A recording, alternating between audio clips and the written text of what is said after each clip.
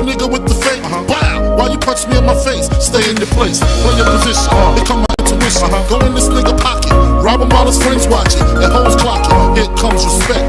His crew's your crew, or they might be next. Look at they man eye, big man, they never try, so we roll with them. Stole with them, I mean loyalty. Niggas brought me milks at lunch, the milks with chocolate, the cookies, or the inside the mountain, I see fire. Burning the trees, I see fire. All over the soul, I see fire. Burning the breeze, I hope that you remember. Can't stop, gotta eat, stepping. Tuko live. So you can go to our page. If you have a friend akofa, unamtumia link. You just copy the link, then send it to your WhatsApp, to your friends. And make sure if you haven't liked our page, tunawaomba tafadhalini. That's the only way this thing it end kuwa big. As long as you like our page, you follow our page, you follow you share, you comment. But without further ado, asanteni, it's like we might start this debate. Audan will find us mbele. We are live once again. This debate is all about agendas. We are here to know Honorable Pauline, Honorable Susan, and Honorable Cecilia watatufanyia nini when we elect them. We want to capture their agendas. We want to know how and why should we vote for them. This show is brought to you courtesy of Marble Events pia. Marble wametusaidia to make sure we have the seats. Elman Events and Deco are the ones who are giving us the deco. Sunbeam are giving us water and some bread for the candidates wakirudi. Then you have Skika Foundation, you have Charms Media. On our YouTube, we are live on Canon, K-A-R-N-O-N. You can also like and subscribe to our channel.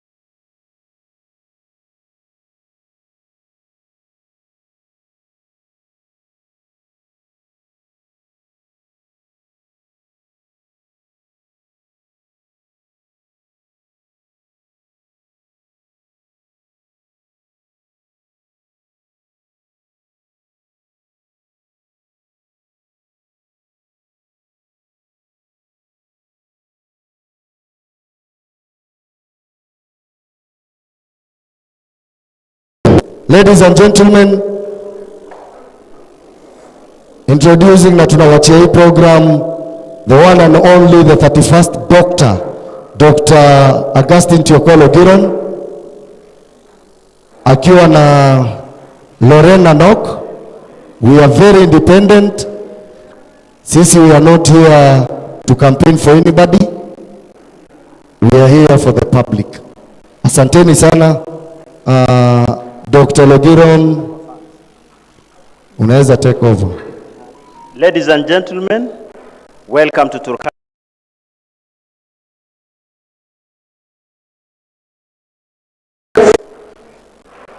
We would wish to read to you a riot act from our side, the rules and regulations that will govern this debate. For our candidates, welcome to this debate. It is not witch hunt.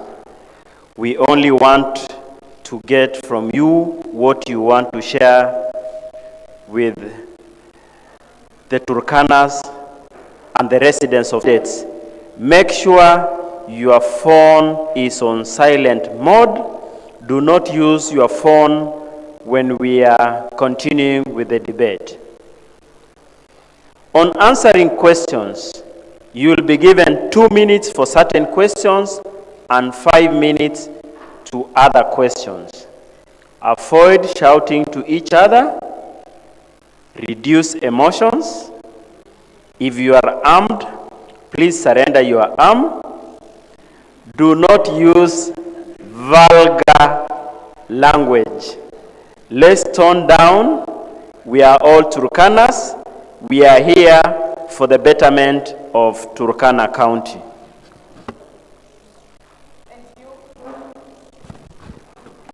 And to you, our fans, we thank you for sparing some time to come and participate in this debate.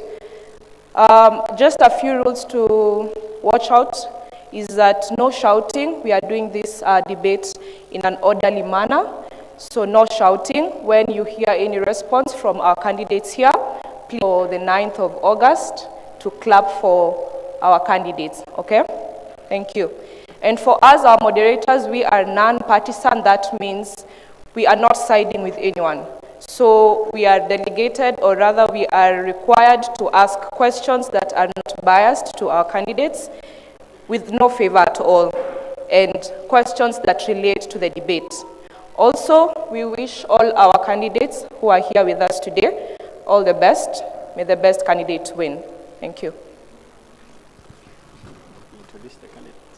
Okay. So I've been given this time to allow our candidates to introduce themselves. Just a short introduction, your name, and we will continue.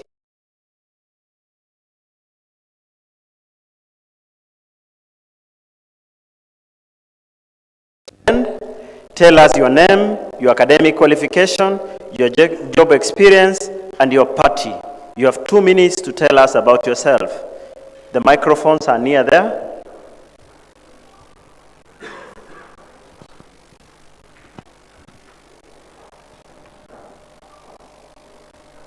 Good evening, everybody. My name is Pauline Lokuka.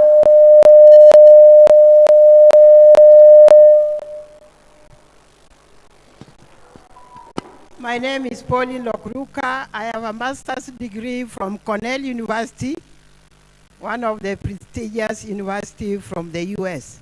I have also a B.Ed education from Nairobi University. My work experience, I started as a principal. From Turkana Girls, I moved and worked with the NORADs as a coordinator for Turkana cultural heritage. And when the NORAD left, I went and worked for Egerton University for 20 years. I started as an admin and I raised up to position of assistant registrar, and eventually I became a lecturer at the Institute of Women, Gender and Education.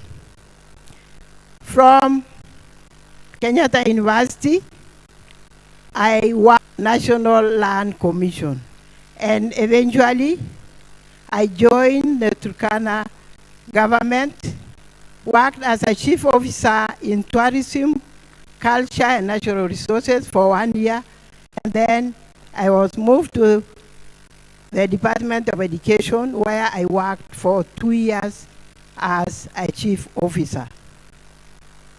That is my work experience, and I've been able to go into several commissions.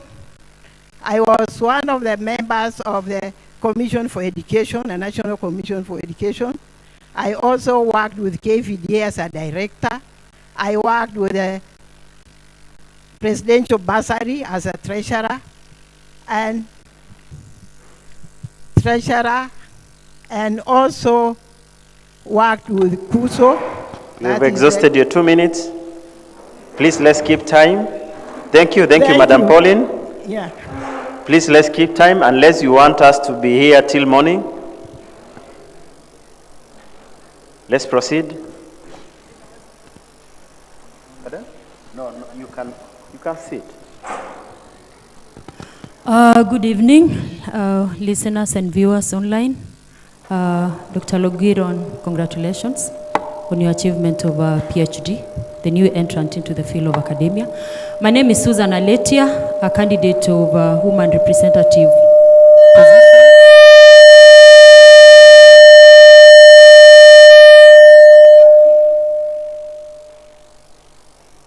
in Jubilee Party. I have 2 masters, one from Moi University, Master of Public Health. The second one from Masinde Muliro, Master of Disaster Management and Sustainable Development. I have BA Education Science from Moi University. I have worked with the World Bank funded project, Arid Lands Resource Management Project, that exposed me to many parts of Turkana, after which I joined UNICEF as a emergency program officer, where I was covering West Pokot and Turkana counties or districts then.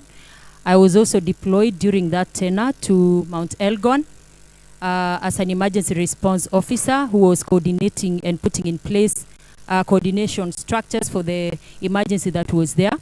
Then I joined HSNP or DFID program that is doing cash transfers in 4 counties where I was coordinating Wajir, Turkana, Marsabit, and Mandera. And then after that, I joined UN Women as a gender advisor attached to the county government of Turkana, where I was advising the governor on gender issues and how to mainstream gender in all its programs. And after that, I joined UNDP as a UN coordinator for Delivering as One, that was seeking to bring together all development partners in the county, as well as the UN agencies, the 11 UN agencies that are working in this county, to help them work together and harmonize their working with the county government. Then from there, here I am, looking for your votes to be the woman representative and to bring the vast experience that I've earned from all those development platforms in order to transform the livelihoods and the welfare of the women and the youth of this county. Thank you very much.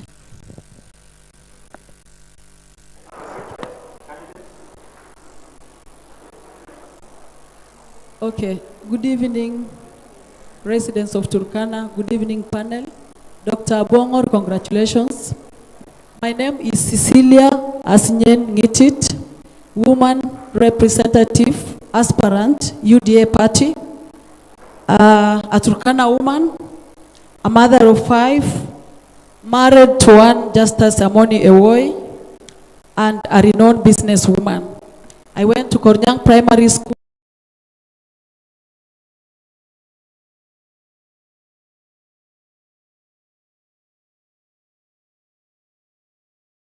Bachelor of Science, Communication and Public Relations, then proceeded to Mount Kenya University for my Master in Business Administration, MBA.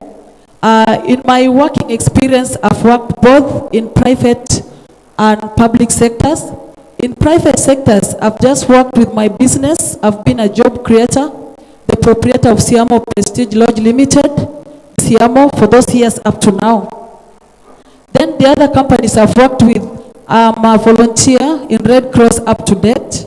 I have worked with NCCK as a program facilitator for a program dubbed Pastoralist Education Program. We've trained school management committees in Turkana South, Turkana West. I also worked for some time in Arid Lands as an intern. Then in the public sector, I worked as a board member in Kenya Broadcasting Corporation, KBC, for 5 years, where we changed the image and the face of the corporation. The broadcasting of KBC changed when we were in the board. Then later on, I was appointed a board director in National Oil Corporation of Kenya. I worked there for only 2 months, and I did a few things If asked, I will enumerate them. Yeah? Thank you. Your time is up. Okay. Finally, introduce yourself. Tell us who you are, your party, your academic qualifications, and your job experience. Thank you very much. Good evening, everyone. My name is Audan Lea Lokala. I am a Turkana woman, aged 33 years, and I'll be turning 34 this August. So August is my lucky month and my birth month. I am a family woman. I am married to one Onesmus Ekailo Buno. I am a mother of 2 children.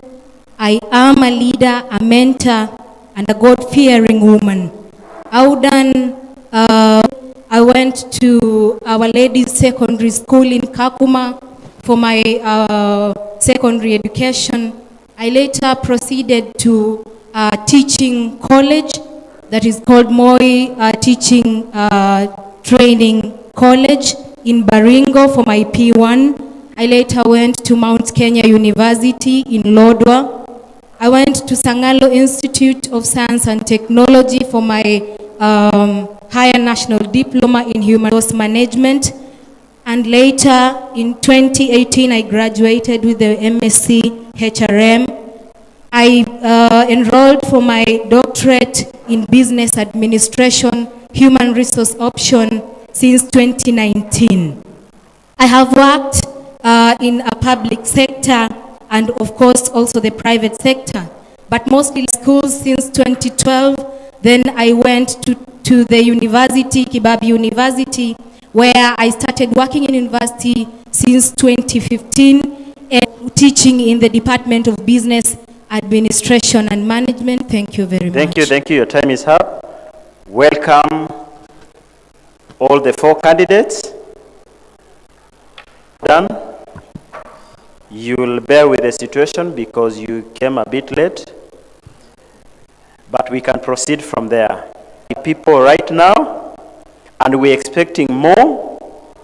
Already we've comments coming in appreciating the MCS, but before that, I can get their reactions and the questions to our candidates. The first question that should start from this side: how well do you know Turkana County? I start from you, Audan. Thank you very much. When a population and the number of registered voters in Turkana County. How well do you know Turkana County? That is the question. Our online viewers, we are waiting for your questions. We will start from you. Welcome. Thank you very much. Turkana County is, of course I understand it because I'm a native here. Turkana County is said to be for 72,000 kilometers squared. That means it is very vast, though we have other researchers saying it is around 64,000 kilometers squared. Turkana County has a population of roughly 900 or almost 950,000 people. And most of them, of course, we have almost half of the population being women and the other half being men. Turkana County is, has its economic... Let's have order at the back, kindly. Proceed. Its major economic activity lies on livestock farming or livestock keeping. We also have other economic activities like fishing that is enabled by the Lake Turkana that we have here.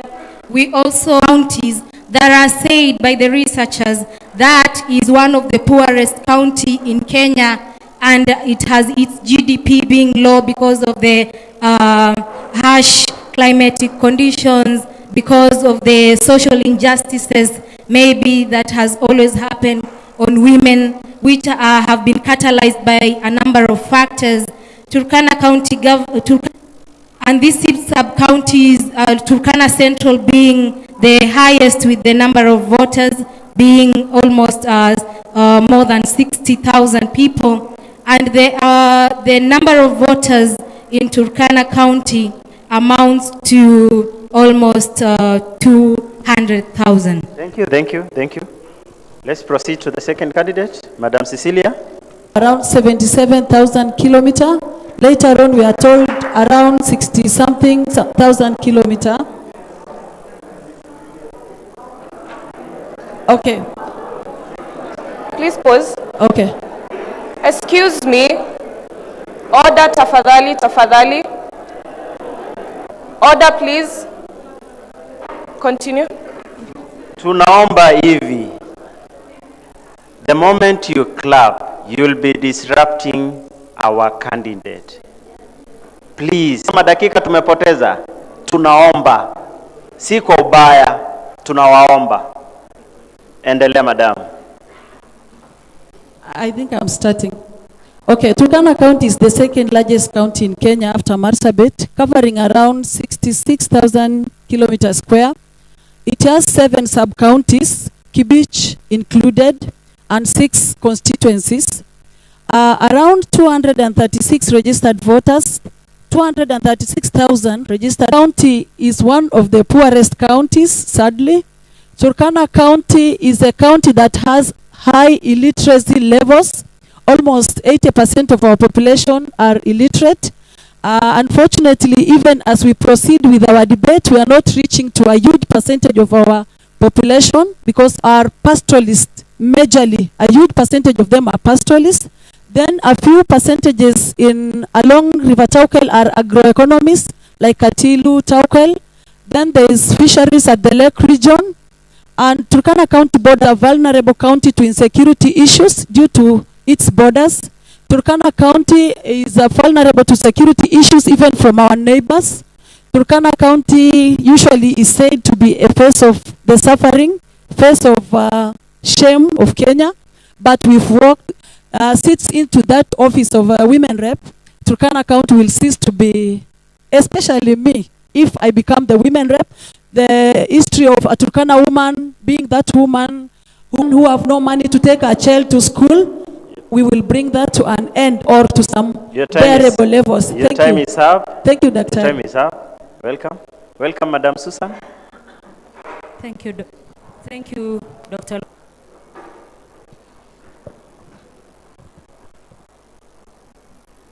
Thank you, Dr. Logiron. Turkana County is second largest county in the country. It actually covers the lake, then it becomes 68,000 square kilometers. It has 7 sub-counties, but 6 constituencies. It has a population of about, is actually female, the only county in the country that was queried for having the highest number of women. And of course, that explanation was given. It has 4 livelihood zones. We have agro-pastoralists, we have the pure pastoralists, we have the fisher folks, and we have the urban dwellers. Those are the 4 major livelihoods in this county. And then it has a registered voter base of about 230,000 voters, and I hope all of them actually turn up, although usually we realize about 60% only. Turkana County currently is the 4th poorest county in the country. At least it has moved from being the first, with about 78% poverty levels. That means 78 people out of 100 are actually poor. But it still trails in terms of education status. It still trails in terms of sanitation. It has the highest number of inequality levels, about 0.56 inequality levels for the women are actually experienced in Turkana. And so that means there is a lot of work to be done with the women of Turkana for them to come up and for us to actually attain the equality levels that are required. It is a county that borders a number of areas that are conflicting with it. Internally, West Pokot, Samburu, and Baringo counties. And then externally, we have Uganda, Sudan, and Ethiopia conflicting with this great county. But we hope that things will be better and that conflict will actually be brought. Thank you, thank you. Madam Pauline, please proceed. Thank you, Daktari. Thank you, Daktari. Turkana County has 7 sub-counties and 6 constituencies. In the last census, Turkana had a population of 906,000. That's what was registered in the last census. And then Turkana, the registered voters in Turkana are 241,055,000 registered voters. Then Turkana North has 42,737 voters. Turkana West has 42,673. Loima has 36,550. If you look at the Turkana population, 60% of the Turkana population it encompasses the pastoralists. And then 22% of that population are the agro-pastoralists in Turkana. So it shows how very few of us have jobs in Turkana. Also, the poverty levels in Turkana have come down drastically after the devolution. They used to be 91, 98, 92, but now we are women fall in this category. The women and the youth. And this is the work of the women rep. Thank you. Your time is up. Can we clap for them? Those are our woman rep notebook. I want to ask a question to the online viewers. There are now 400. We have 420 viewers following the show online. We will be expecting questions from them to our candidates. Now, to the people present here, work done by the current and quote-unquote former women rep who has been in that office from 2017 to 2022. It's a yes or no. If yes, some of the issues that were not handled to your satisfaction by the office of the woman representative. Finally, what is your expectation from the incoming woman rep? That is how I want us to start to that when we will move to the next question. We will have 3 people from this side and 3 people from this side to start the show. Welcome, and let's proceed. Where is the mic? Microphone? Questions? Who is going to answer those questions and react to them? Are you satisfied? Yes or no? If yes, how? If no, why? What is your expectation from the incoming woman representative of Turkana County? Let's start from that side. We have a hand there. Please come forward. Turkana County, do you come from? Check. Names are Yele Peter. My names are Yele Peter. I say it is good to be releasing these people.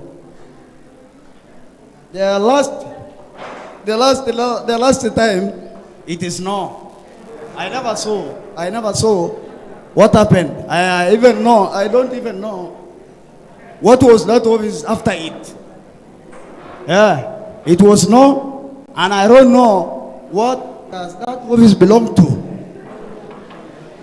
Does it belong to women? Does it belong to who? I don't understand even that office. But right now, I want even that office to be shown by them. the portfolios that they are supposed to be doing, so that I know a women rep is supposed to be doing this one, doing this one, doing this one, doing the. But the last time, 2013, 2017, I didn't know what was that office doing. Yeah. Thank you very much. Any other question? We have a hand there. Please come forward. Tafadhali usijistress na Kizungu. Ongea hata Kiturkana. Ama kuna mtu aelewe Kiturkana huko? Please proceed. Tell us your name, where you come from. Daili Kiingereza yote sisumbua mimi. My name is Jairus. I'm from Lexon, Turkana North. All I can say is Honorable Joyce Manikor, I am fairly satisfied with her performance because she's our first woman representative, and given that she was the first one, the initiator of the seat, so all I can say is she has done fairly well. My question to the next woman, which I know one must come from there, which I believe she will be from you, dear. Anyway, so I would like to know, because our first woman rep, she has done, she had so many groupings, that is Wamama and the youth.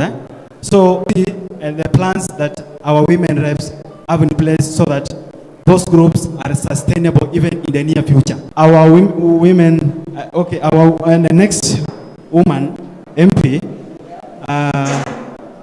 in terms of representation, because given that woman rep is the seat, so that we are able to realize that the development or the benefit that comes with the position is realized by both sub-counties or the constituencies. Mama Washanga, kuja na huyo mama hapa.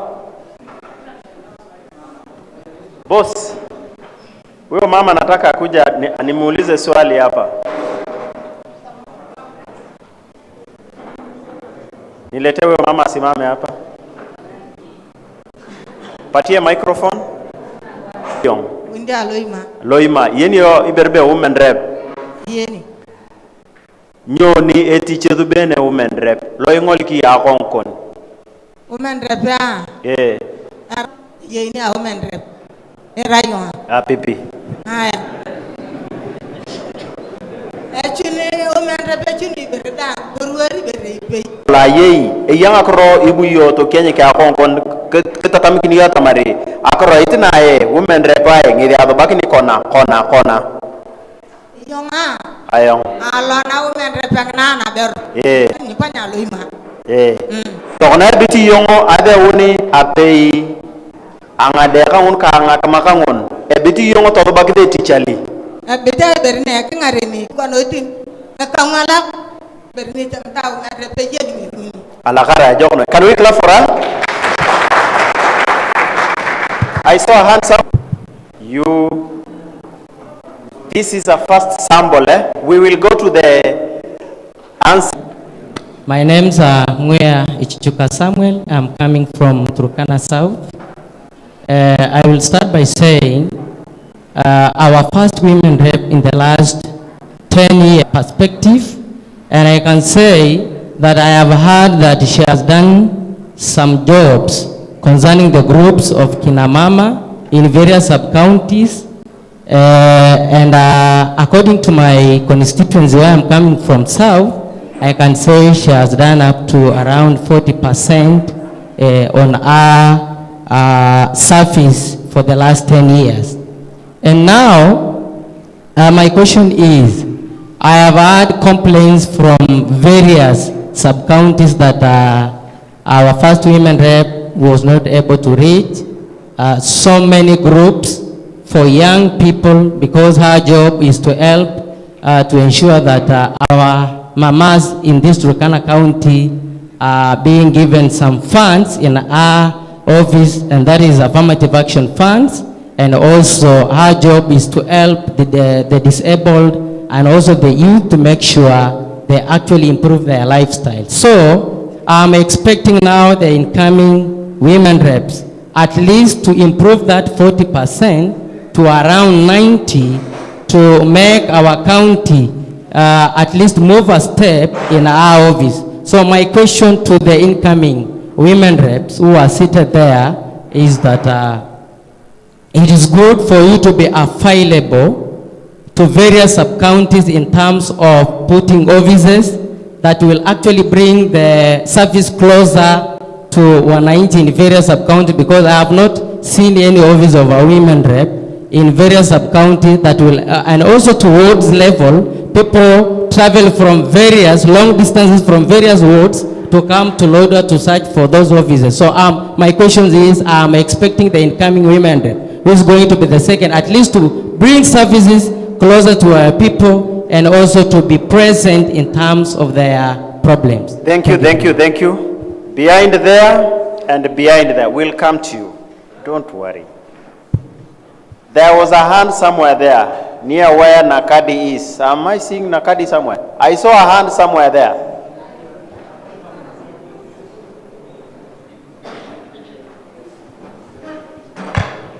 Tell us your name na mahali umetoka. Simama tu hapo mbele, ndio wale wako online pia wakuone. Okay. Alora kanyarta ngo Khaman Ekai Simon. Abunja lo katilo.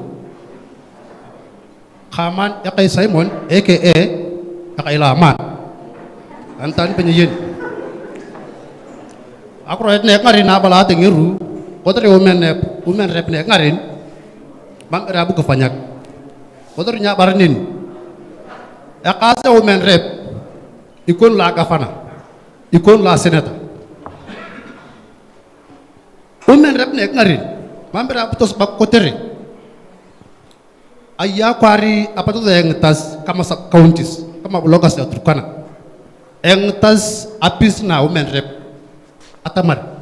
Kazi affirmative action kama sisi watu wa Turkana South atujefeel na atujaona tumefanywa nini, na tukaambia ofisi tukapatia ofisi maswali, tukasema okay, kama kuna kitu ilifanyika mtuambie, because kama sisi bloggers tutashare. So kaneni mambo ya kufanya kitu kotere atam na pili na women rep na luturukan ngithi naka ngithi ali pango women rep na yakone wadi kidodiki apis ateni affirmative action ateni au moja au wanawake ili in the next term atam nek ngarin kafanya tanya kas so that awe jibu ya maswali ya second term akitaka kusimama women rep.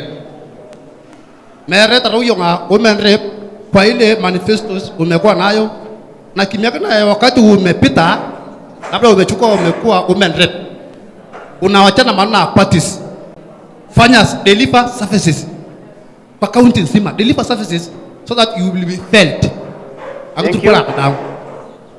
Thank you. Yes. Thank you very much. We'll come to the plenary session. We have two concerns from those watching online. We are now at 4:25. The concerns are the former or the woman rep has never bothered curbing the issue of insecurity in Turkana South and Turkana East. Then there is the issue of fair representation. She concentrated in Turkana. The concerns, you will not respond to them now. Now, to you, our candidates. We will go to the plenary session. We will ask you questions based on what you will tell us. Starting from the extreme end, Madam Paulina Lokuruka, in 5 minutes, tell us your 5 key agendas that you will perform in 100 days when you get to the office of the woman MP of Turkana County. 5 minutes.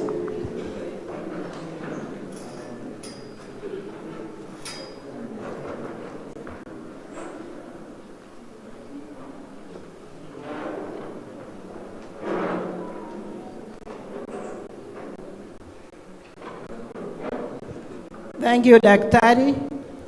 I think from the questions on the floor, my first agenda is public participation, so that I can make the public to know what is the meaning of the women rep position. This position was purposely created because is to open offices in every sub-county, so that the women rep position can be seen, or the office of the office can be seen. And also, by opening offices is having a fair representation. Each sub-county is going to have one coordinator or two, depending on what the act have said. So that is going to create gap. What money is there? It is being said it's 7 million per sub-county. So that's what I'm going to tell people through public participation. This is the money for you, and you are the one to decide, because with the constitution, it is the public that decide what they want to do. Then my third agenda is training. Both the women and the youth need to be trained, so that when they are doing those groups, when they are doing entrepreneurship, they have the knowledge of what they want to do. Then after the training is when we are going to zero down to those groups, and then if there is money, we'll give to the groups and give them money taken from government in Turkana. It's money that needs to be returned if there is a percentage, but the affirmative action money, I think, is for empowerment of both youth, women, and the disabled. So I think the women and the youth will know what is their position of the women rep and what they are supposed to do under the office of the women rep, so that we don't have this issue that for after 10 years, people don't know what is the position for. And it's, hii ofisi imefanya nini? Kazi ya hii ofisi ni nini? So that's what we want to do, and tell you what is the work of the office, so that you can make decision to support that office, because it is for you. It is not for the youth, the women, the elderly, and the disabled. Those are three agendas. I have captured public participation, opening of sub-county offices, training of women and youth. And then they're now giving out the money to the groups. Very well. Let's proceed, Madam Susan. 5 key agendas you will do while in the office. You have 5 minutes to respond to that. So it is not for the 100 days, it's while in the office. Right. Thank you. Okay. All right, thank you. Short-term agenda, or if I may begin with the long-term agenda, actually, because that's the overall that will draw us down to the short-term agenda. I'm not very sure whether I'm audible enough. Is Madam Susan audible? Ongeza microphone. Great, please wake a volume. Dr. Logiron. Audible now? Yes. Ama to say, DJ wake a volume. Dr. Logiron, my agenda goes around my core agenda. Actually, in my manifesto summary is women and youth, my core agenda. Because this particular office is actually supposed to enhance and advance the livelihoods and the welfare of those people. And so when you look at my agenda, which I have here, a summary of it, I have said I am committed to advocate, lobby, and empower the youth and the women of this county. When I talk about the youth, I am making reference to the youth, female and male. And when I talk about the women, I am making reference to the women of all ages, ranging from, the youthful ones and to the elderly ones, as well as the abled differently and those that are abled in a normal way. And the first agenda that I have is actually to advocate for inclusion in the county development plans, because I like telling people that the county woman representative responsibility is a very massive responsibility. It is something that you have to, do at the national level, and at the same time, try to ensure that you secure opportunities, promote socioeconomic and transformative initiatives. And this can be achieved through the NGAF and through various groups. And with that one, I will strive to try and check what was already in place first and how can I spread to other new groups. And then the third one is to promote education, mentorship, and skills-focused career coaching. And here, having been a director in TVETA, I've come to realize that the rest of Kenya is already moving ahead to skills development. And people are even, declining university opportunities for TVET centers. And so this is something that I would want to work with the county government as well as secure opportunities at the national government for the youths of this county to advance their skills. Without sufficient capacity building, then you are actually preparing for failure. And so I will also dwell on the issues of capacity building and training for the groups that will benefit, not just from GAF, but from any other funds that are available in the county as well as the non-governmental organizations. And then finally, lobbying for safe areas for women and youth. As you may know, we are having a very new culture that is creeping to Turkana. And this is the issue of gender-based violence, the issues of rape, the issue of sexual, there are policies, there are legislations that are protecting women in that area, as well as implementation of the same policies. And then in short, just in the 100 days, I want to say that I will check what is existing from the previous woman representative. And then secondly, I will look at the CIDP, that is the County Integrated and Development Plan. So my interest would be, is the county government keen on issues gender? And so I'll look at it. If there is something that needs to be included or corrected, then I will work with the county government through their Office of Gender to do that. Thank you. I will also lobby for job opportunities because it is during the 100 days that jobs will be distributed. Just to ensure that the women and the youth are also getting and securing appointments. Thank you. Your time is up. Madam Cecilia, let's proceed. Please.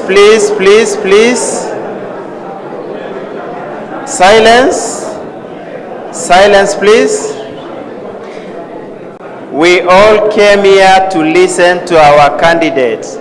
Let us give them time so that they can share their manifesto. Silence, please. Let's proceed, Madam Cecilia. Okay, thank you, Daktari. All of us are residents of Turkana. Both those city points is education. Education is the equalizer. Education is what will make a poor man dine with the king. We would want to invest in education. Cecilia, give her time so that she can tell you what she has on her desk for us. Silence, please. Things that are enshrined in our various acts.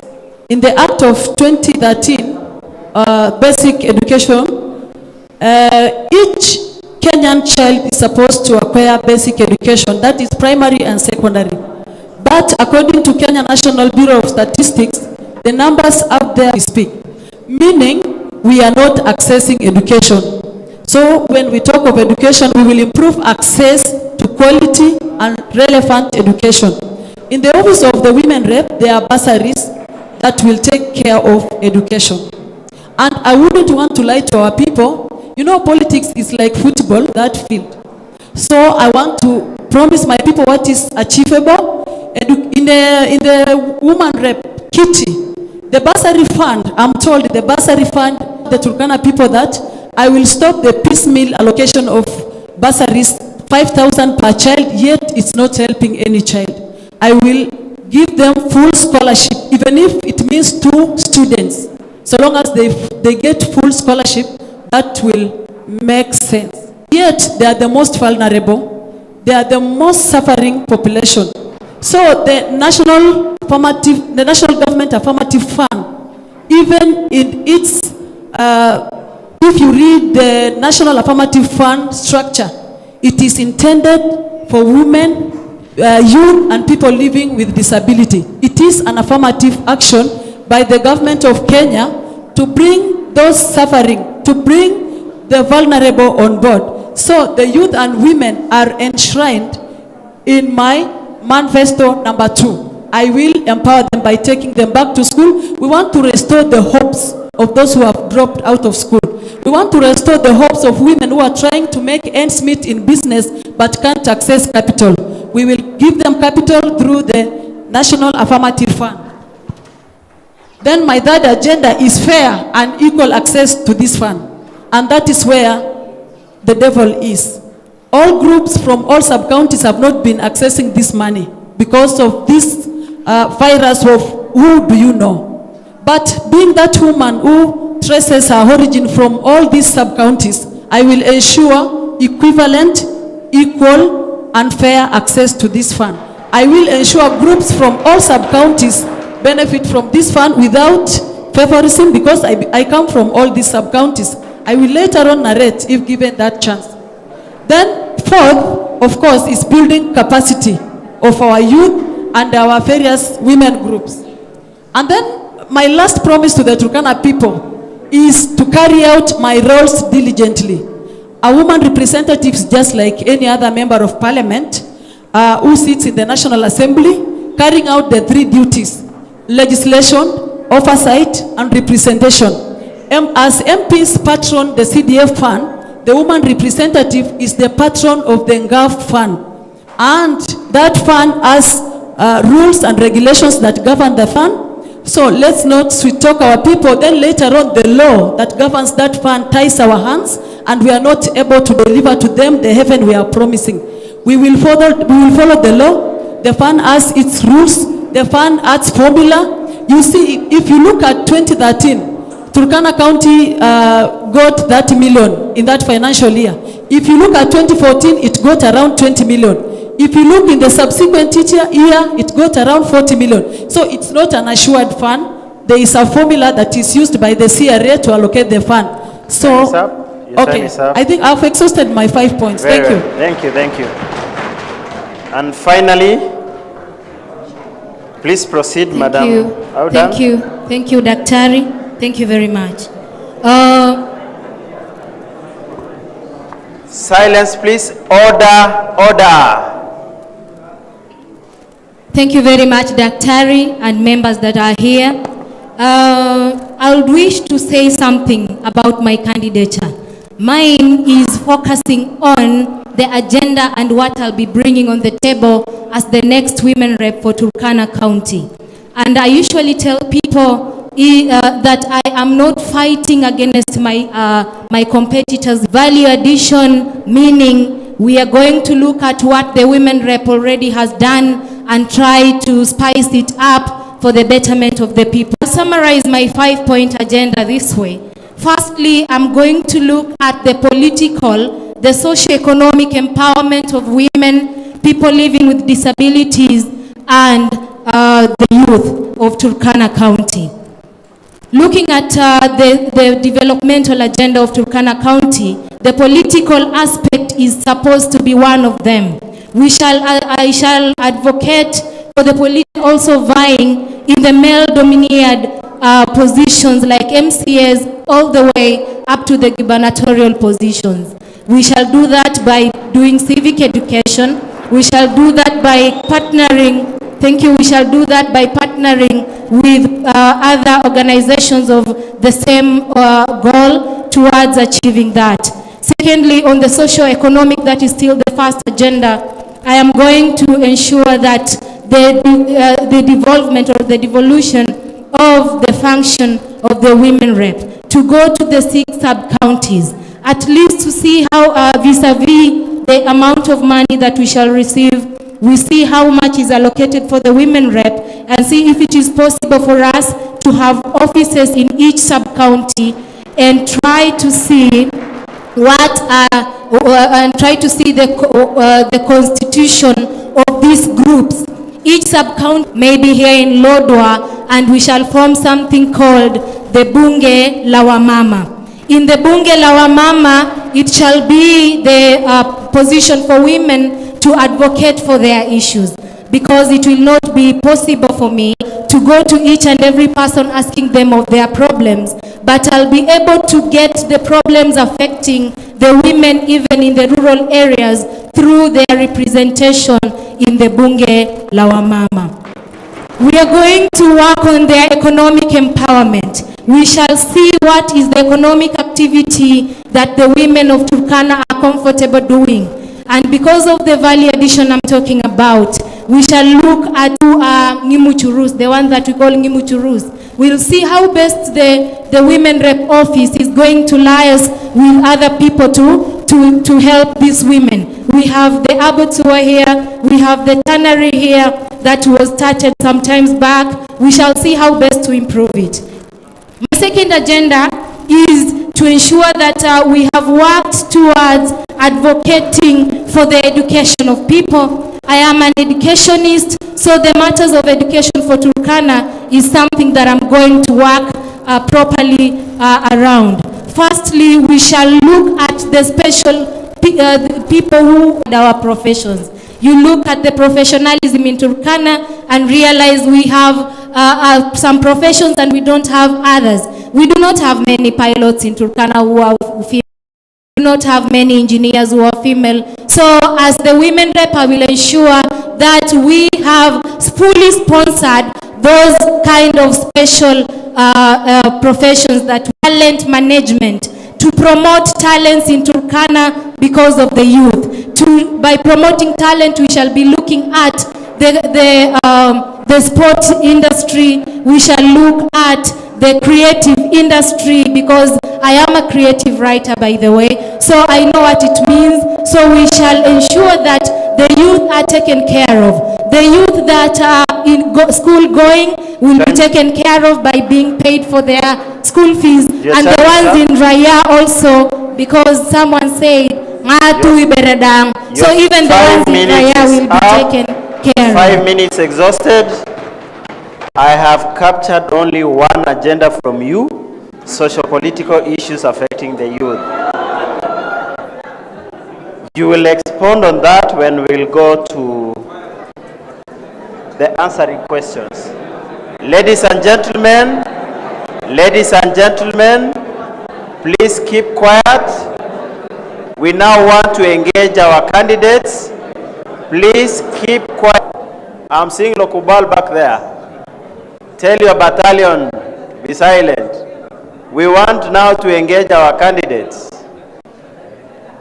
I will ask round 1 questions to both candidates, and you will have the privilege of answering them, and Madam Lorraine will ask. Then we'll go for a commercial break, then back to the plenary session. We've all got your political ideology. You've shared with us your 5-point agenda. Very well.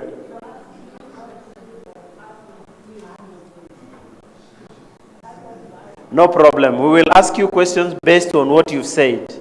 We will use what you've said to ask you questions. We will not ask you anything outside that. Be comfortable. We will take care of that.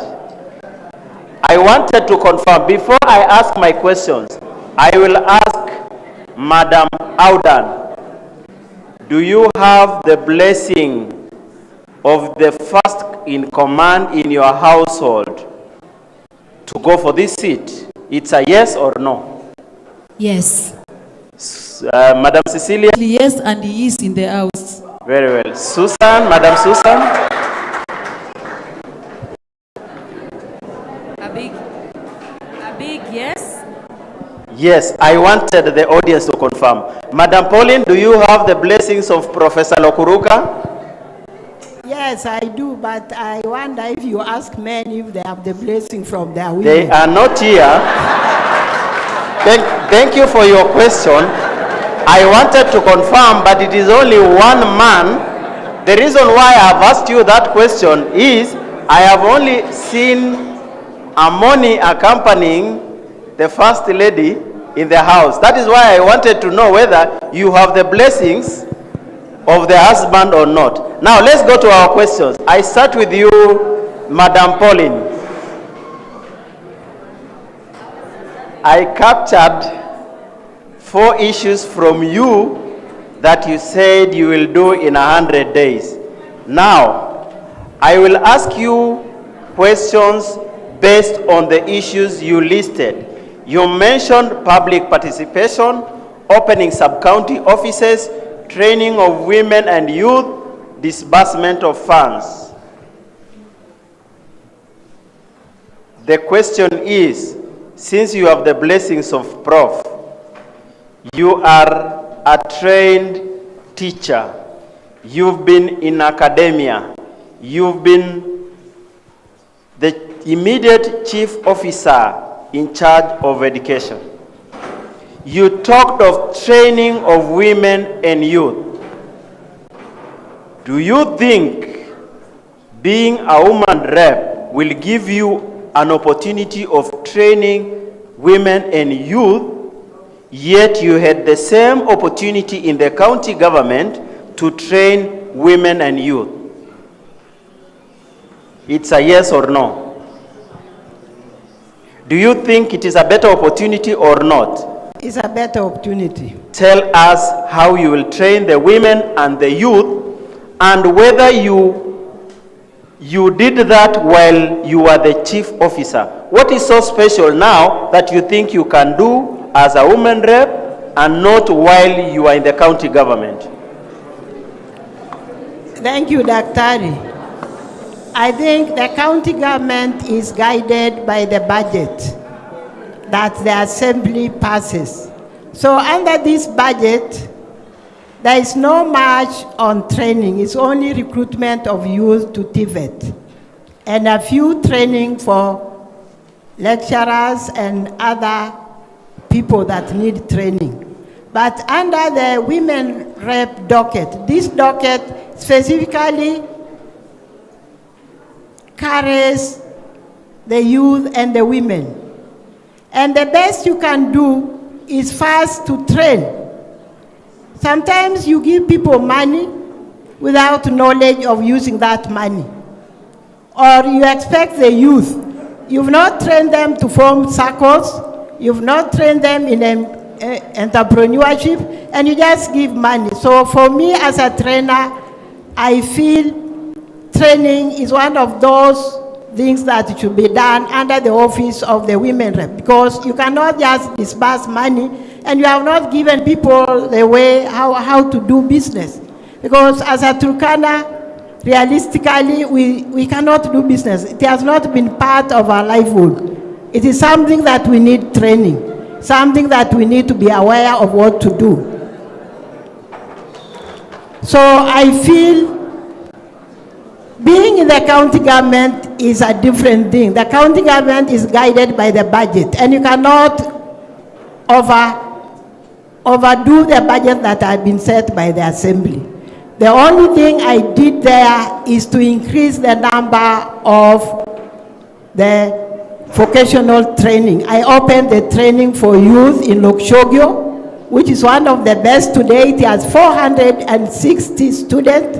I opened the one in Kataboy, and I made sure I look at the management of the TVET of Turkana, and also got funds for training of teachers and the youth in the vocational training.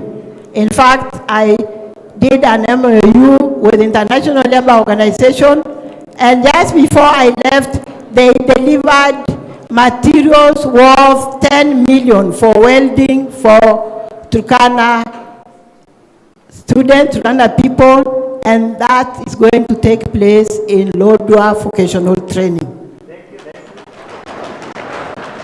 Still on you, Madam Pauline. Your previous office as Chief Officer for Education, I have not heard you mentioning anything concerning education. So while you are in your office, is it something that you still want to carry forward and do something about education in Turkana? Carry on. Thank you, Madam. Madam Lauren. Madam Lauren, that is my docket. I can proudly tell you that I've done so much in education in Turkana. Most of the people who are in Turkana have come through my initiative in education. Education is at the heart of, I carry it in my heart. When I was in the office, I managed to go and campaign for the bursary. The bursary shot from 279 million to 394 million because I knew after working in the university, I knew the Turkana child has to get bursary to go to school. Without bursary, they will never afford for food, for accommodation. So, and also, when I was in education, I made the ECD in Turkana to be the best in the country. We were offered to all an international conference for ECD this year in Turkana because of my performance. We became the best in the country. Thank you, thank you. Finally, Madam Pauline. NGAF has a budget of approximately 6 million. You've been controlling a budget of close to 1 billion, while as an accounting officer in Turkana County. Do you think you are promoting yourself or you are going down? Daktari, you don't look at money when you have to work. Sometimes little money can do so much against that budget. You have been the county, you know how that budget is managed. It's managed from top. It's a top-down approach in that budget. So if you have the one you have at hand, one bad at hand, that's so much than that you don't have at hand. And the 6 million is only for one sub-county. It is 7 million per sub-county. So you still have knowledge. You can still have other ways of raising money for youth because today the world has a lot for the youth. And that's what I was doing in the ministry. I managed to get a lot of donors helping, doing work for the vocational training. Thank you, Madam Pauline. Now we'll go to Miss Susan Aletia. We've had these debates among your fans why we refer to you as Mrs. Susan Aletia. You'll have an opportunity to help us respond to that. We chose to use Mrs. based on your advice. Now, this is your question. I captured 5 areas from your manifesto: advocacy and lobby for the youth and women, promoting economic and transformative livelihoods, promoting education, mentorship and career learning opportunities for women and youth, lobby for safe areas for women and youth. Question number 1. Your ideology is on women and youth. The voters in Turkana for this position are both men and women. Do you expect votes from women and you do not have their interest at heart? 2, you mentioned that, of course I know you are a guru of sexual, gender-based and violence. And I'm made to understand, is Egerton University your alma mater? How do you feel being in the same level field with your trainer, Madam Pauline, who trained you at Egerton University on gender-related issues?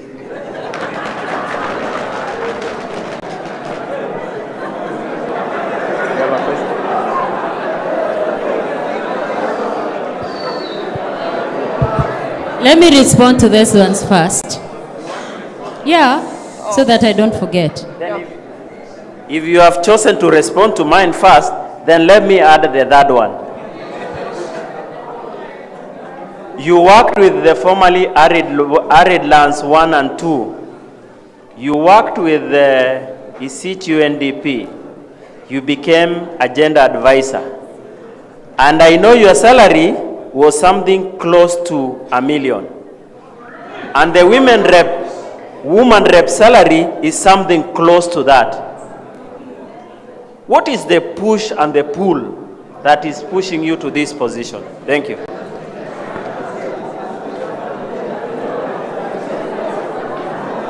Okay. Your first question. Silence, please. Silence, please. I hope you are expecting responses. You will have your time to ask the same questions to our candidates when we will go to the plenary session. Please give them time to respond to the issues raised satisfactorily. Thank you. Welcome, Madam Susan. Great, First of thank all, you. tell us why you are choosing to be called Mrs. Susan. Okay, thank you, Dr. I chose to be called Mrs. Susan because that is my current title. I have not yet been elected by you people for me to attain the honorable. So anyone using honorable is actually doing it illegally because they are not yet in the office.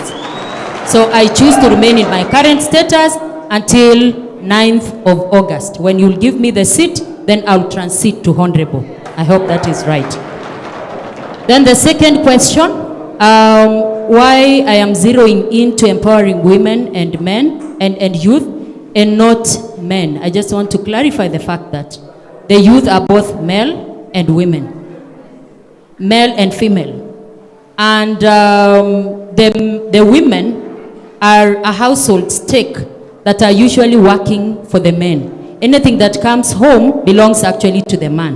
When you empower a woman, you have empowered a society. When anything comes home through a woman, including at a pesa ya merry-go-round, I guess that men will always want to know where that money goes. So you empower a woman, you are actually relieving a man of the burden for them to do many other things around the household as well as the community. And so I would still urge men to vote for us based on the fact that when their women will be empowered, then it relieves them of the burden. Talking of an almata of Egerton and how I feel seated next to my mentor, I just want to clarify the fact that Madam Pauline has never been my trainer, not anywhere, not in high school, not in the university. But yes, she is my mentor. Because when I was in Egerton, she was in admissions. And so she facilitated our admission, but she has remained my mentor. And of course, my belief or my feeling is she needs to be very proud to see a young seedling that she has been watering coming up. Just like I am currently mentoring a number of girls and young women. And I am so proud when they perform so well. And I would really want them to excel even the more. So always a student, some students will actually turn out to be much better than their teachers. And their teachers ought to be very proud of them. I was earning, as you say, I was earning the amount that you're stating in the UN, and why now? I want to tell you that should register to you, Dr. Logiron, that my motivation for seeking this position is not about salary. Because if it is salary, I had it elsewhere. This is about service delivery. It is about gaps that I have seen while working in that private sector, while working close to government. It is about the gaps that I have actually seen with the youth and the women of this county. And the fact that where I was working, there was some level of limitation on what I could do or could not do. And so seeking this particular position will give me a wider scope for me to deliver better services for the people of this county. Thank you. Thank you, Susan. Thank you, Madam Susan. You have a question? Lastly, Madam Susan, order please. You have had an opportunity to work in the office of the UN as a woman advisor in the county. And looking at your last agenda on lobbying for safe spaces for women and girls and even boys who go through gender-based and sexual violence, all kinds of violence. So tell us, with this position and with you having networks with the UN and the international bodies, tell us how this agenda will be actualized so that you can curb the problem of gender and sexual-based violence, early marriages, and all these problems that are facing our women and girls and also boys in the county. Yep. Thank you, Lauren. Indeed, as I mentioned earlier on, the issues of sexual and gender-based violence, the issues of sexual exploitation and abuse, the issues of violence against women are a new culture in this county. And they are actually creeping in a very serious way. Initially, we only were tackling the challenge of early child marriages, which are still there. And from the Woman Representative Office, there is a lot that the office can actually do, or the Woman Representative can do. As you may know very well, SDG number 5 can only be achieved if you actualize or work very closely with other partners. So by utilization of SDG number 17, which talks about partnerships. And having been a partnerships gender advisor and having also worked with the UN, and for your information, I was a gender advisor attached to the office of the governor. Please. Silence, please. I can tell you that there is so much that can be done by the Woman Representative Office. One of them that is currently in place but requires to be enhanced or advanced is the setting up of the SGBV desk at the Woman Representative's Office. But besides that, there is also need to strengthen the gender desks at the police stations, because what is happening currently is the women came or the men come and they don't have someone to receive their cases and follow them up. The women and the men, report the abuse cases, but they don't have the legal fees. I know that sometimes the law may be limiting us in utilization of the GAF, but I have the confidence of using the partners in this county. We have over 100 partners, and we have 11 UN agencies, many of whom are actually engaged in SGBV. As we speak, there is a bill that is still lying at the county assembly that requires to be passed on SGBV. And so this is something that my office can work very closely with the next county assembly and other partners so that we can establish that bill and have it implemented. And the bill, of course, will guide on what is supposed to be done. And so I am going to be very deliberate so that the issues of gender-based violence do not continue escalating in this county. Thank you, Madam Susan.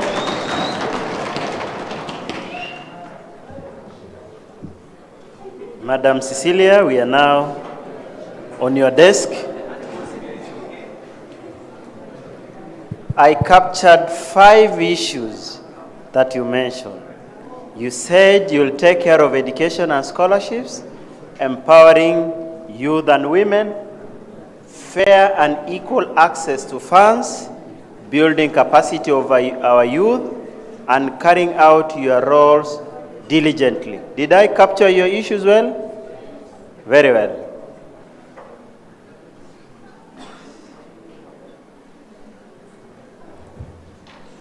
Building capacity of our youth.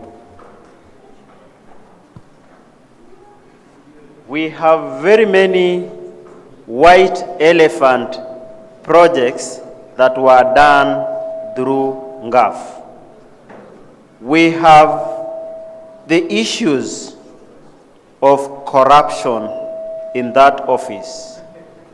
We have the issues of marginalization, whereby some projects are done in Turkana Central and they are not spread to other constituencies. Given an opportunity, do you think you will follow the same footsteps and we call it an office for Katilu and Turkana North, or you will spread them? Number 2, You said fair and equal access to funds.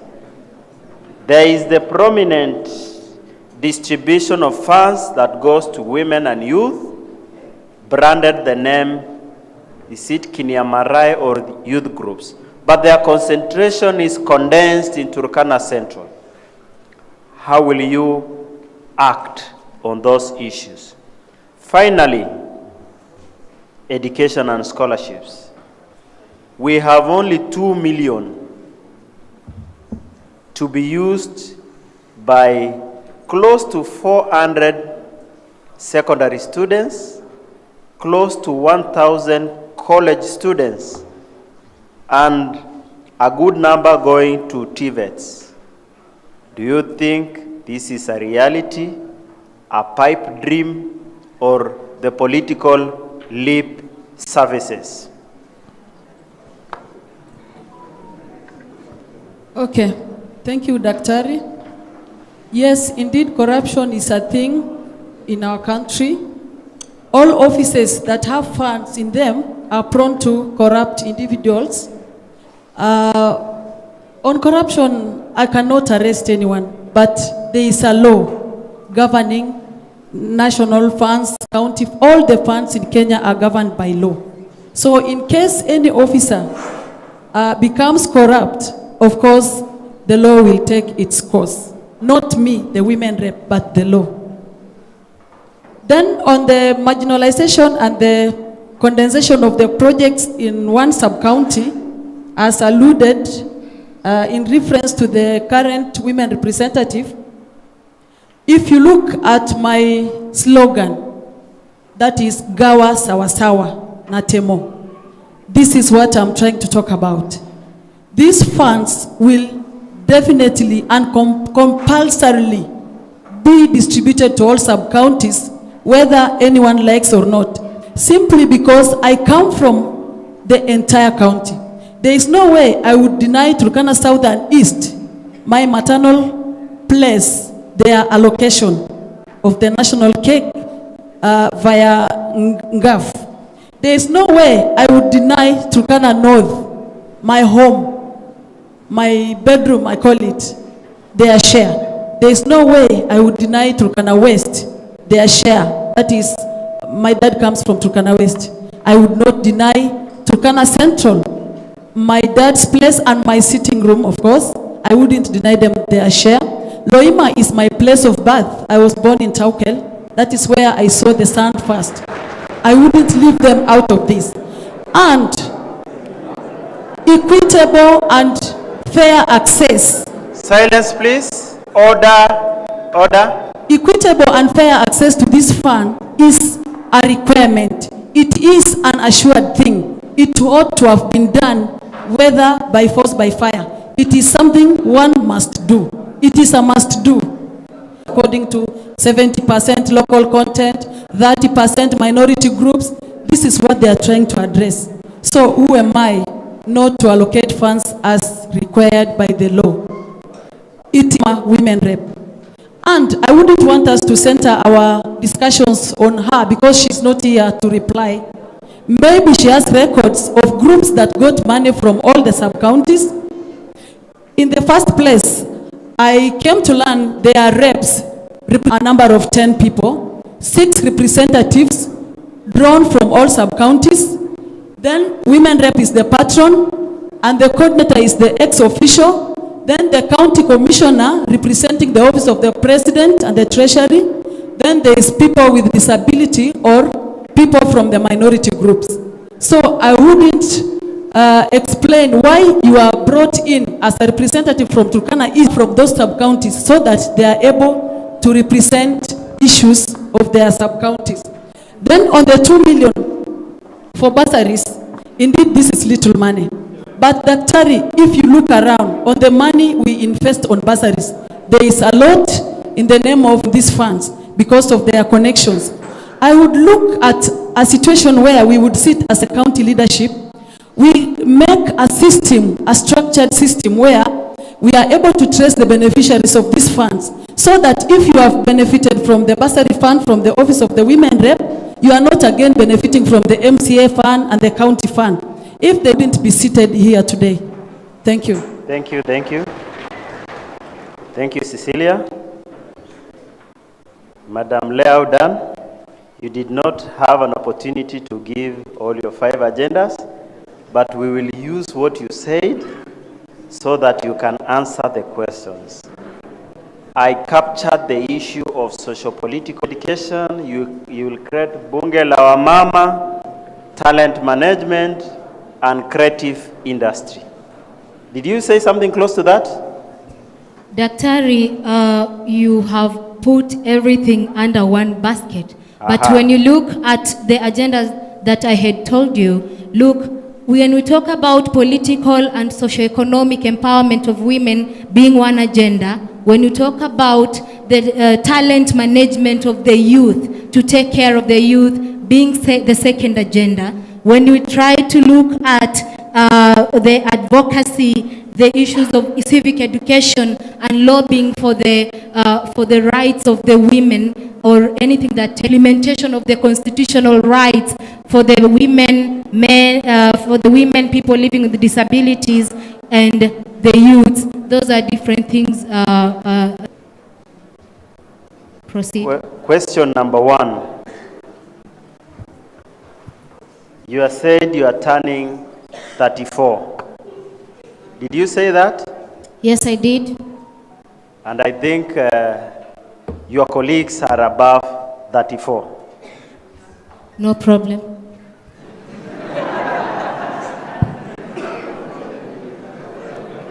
Do you think that is a level ground for you? That is question number 1. Because they are all above 34 and you are 34. Do you think you are not young for this position? Question number 2, I have not asked you. I have asked Leah Audan. Question number 2. Initially you wanted to be the MP Turkana Central, and now woman representative for Turkana County. Do you think you are biting the right bullet? Question number 3. You will have NGAV and you'll be handling more government resources. From the background you gave us, you've never handled anything close to $1 million. Do you think this will be a better position for you? Finally, you indicated that you will create a Bunge la Wamama. Please expound on Bunge la Wamama and why not Bunge la Wamama na Wazee. From my background in gerontology, when you talk of Bunge la Wamama, culturally you will be creating a tree for Wamama. To my understanding, you will be creating a crisis that will create stereotype, discrimination, and a fight between men and women in that homestead. You will make men create Mawe, men against women empowerment. How will you manage that? Please proceed. Thank you very much. About my age, that is something that should not worry any person, because there are many things that I've already done in the society that are very important in the society. So I would wish the Turkana people not to look so much into the age, rather look upon the contribution of someone into the society. For instance, when I was a teacher, I worked as a primary school teacher, but I decided to think outside the box. And I realized that for as long as we want development in Turkana, we should invest in education as a country. And that change is supposed to be initiated by each and every one of us. As a person, I decided to join hands with the late Professor Lokapel, may his soul rest in peace, to join hands with Dr. Wamalwa to bring Turkana a university, because by then we only had one university, a private university, Mount Kenya, and now we worked upon bringing a university that is public. And I decided to do that because I saw that is one of the ways I can contribute. People that have known the importance of having a university, and I can assure you it is what led to even having the university that we have here. So that is one thing that I did, and I did not look at my age, but I looked at the tenacity, the ability that I have. So age is not anything. I have mentored my fellow youth, others away from Turkana County, that I worked with to ensure that we have developed the society. We used to do some proposals, get whatever, maybe some food stuff, get some uniforms, get some sanitary towels, and we distribute it to a specific point. We have distributed it to execute or to dispense your mandate. You can still bring development as an individual. And about the NGAF and me not being able, or not, for me not having handled 1 million or more than 1 million, I can assure you, with NGAF, it is not a matter of just bringing and putting it there. We shall work with women. We shall work with the people of Turkana. We shall set goals for the strategic goals, the long-term and the short-term goals. And with these goals, we shall find ways of maybe coming up with procedures and policies so that if it is the amount of money that we get, maybe it is 60 million, maybe it is 50, I'm told it varies with the years. We will look at what should we allocate where, what needs to be given, what amount of money, and work towards when we allocate the money there, we shall work towards achieving that goal, bearing in mind the amount of money I shall invest in public and private partnerships, so that because the amount of money might not be enough. So we shall bring in more people on board, more partners on board, the ones that have these the ones that have these or rather like-minded people, like-minded organizations, so that we work with them together so that we achieve the goals to develop the women, the youth, and the Turkana at large.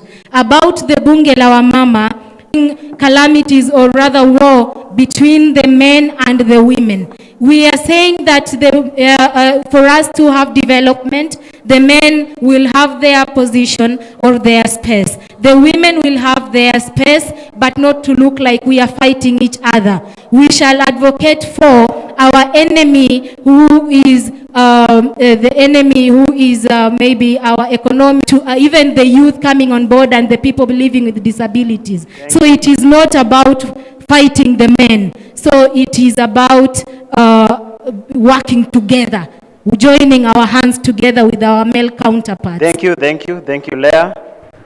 But before we go for a commercial break, Madam Pauline Lokuruka, do you understand the functions of a woman member of parliament? What are the 3 functions?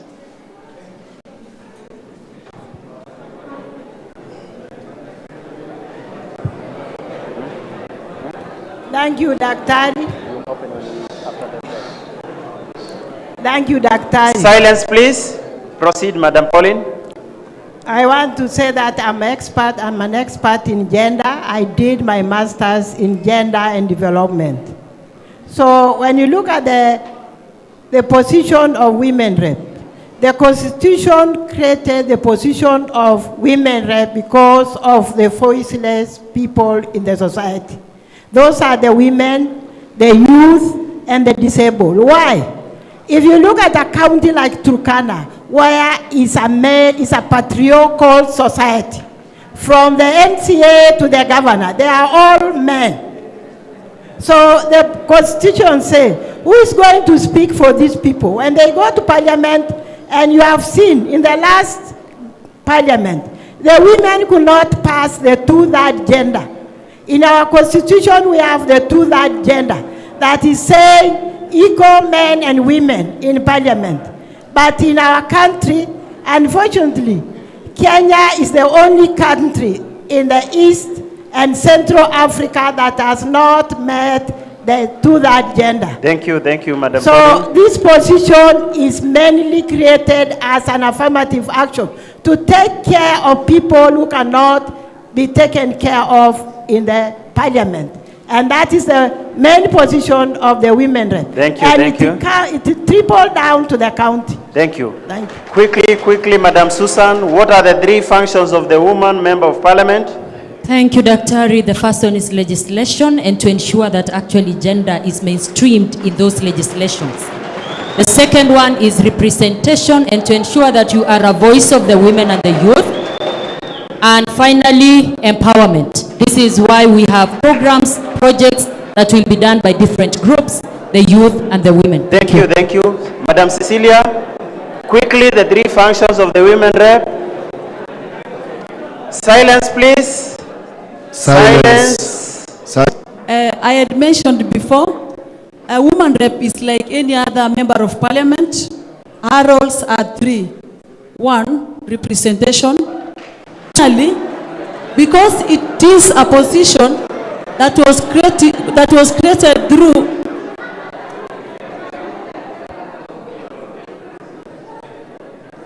Tuwasikize ama tumsikize?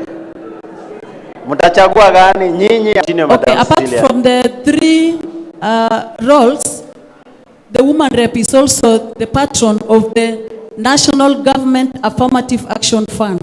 Those are the only functions of a woman rep. Do you agree or disagree? I agree in totality with Cecilia. Very well. Yeah. And finally, your question. This is an online question directly to Audande.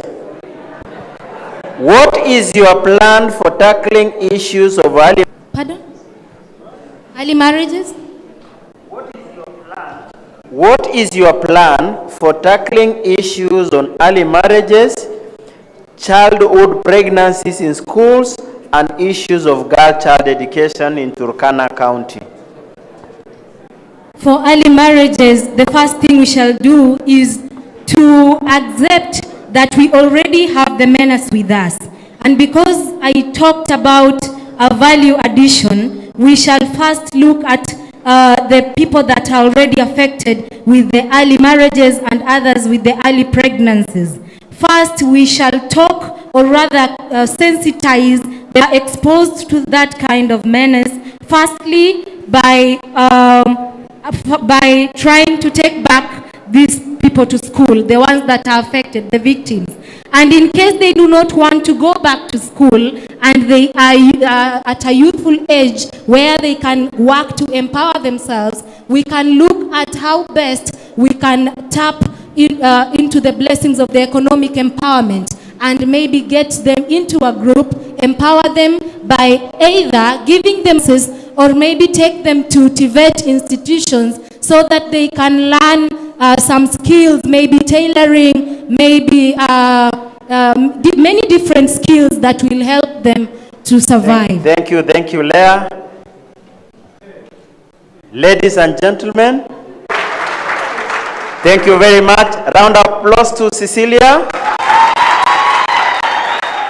A round of applause to Mrs. Susan Aleja. And finally, for 10 minutes commercial break. Ladies and gentlemen, asanteni, we're going for a short commercial break. We'll be back in 10 minutes. Tafadhalini, mkirudi, unarudi kama umekimya. Watu wanasemaje kuhusu Sunbeam? Watu wanasema kampuni ni kubwa na imekuja juzi imeoffer tax zingine yenye zilikosa kitambo. Okay. So nikate huwa tunapeleka mahali pote sababu customer akihitaji mkate wakati wote huwa anapata kwa wakati saa hiyo. Yani mtu akihitaji on time analetewa immediately. Yes. Alafu ma customers nayo pia huwa wanakula mkate ile fresh.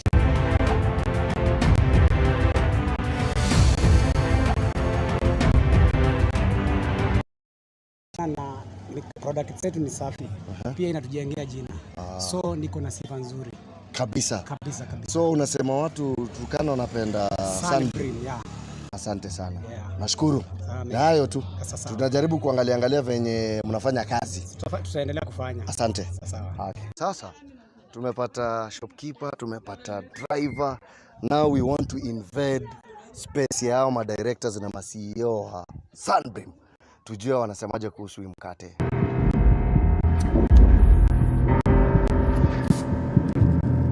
Karibu Dai. Asante sana. Ya Sunbream. Asante sana. Karibu Sunbream. For those who don't know, boss wangu ndio huyu. Waambie kwanza majina ndio kujue. My name is Emma. Emma kila mwezi. Now, Emma, si tumekuja hapa, we want people to know more about Sunbream. Now, our Sunbream, yes, also known as Sun City Confectionery Limited, we are a confectionery company that started a while ago when Corona period was around. So when we started, we started a little bit, but later on we picked up because our company produces quality products. We've always tried to produce quality products for our company. So that we can satisfy our customers, tests or takes our products. We make sure that they get satisfied with the services we offer, with the quality of our product bread, 400 grams bread. We also produce the giant. The giant one, the 800 grams. This is the latest one, the latest product we launched after the 400 grams. Okay. Then we also have like a 200. Which is Kamini. We are also preparing to launch our Sunbream Lala product. So this will be launched within, let's say, few months to come. Few months to come. Wow. This will be available in shops. Now, mine is simple. How are your clients? My customers wenu wanasemaje kuhusu Sunbream? Feedback yenye unapata kwa customer. Customers wetu, we've always got feedback from our customers because we usually value whatever comes from outside.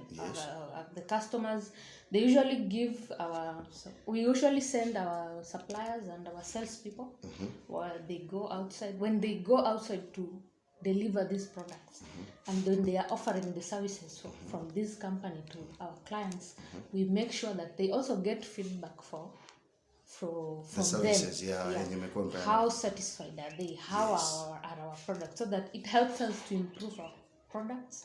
It also improves us to. It helps us to improve the quality of our products to the satisfaction of every client out there. Now, in case if I want to order for Sunbream, how do I do it? Usually, we've given out the numbers. The numbers are always there on our breads, at the back of the bread. The packaging papers have always been, the numbers have been given at the back. Okay. I have my number is up. The company's number is there.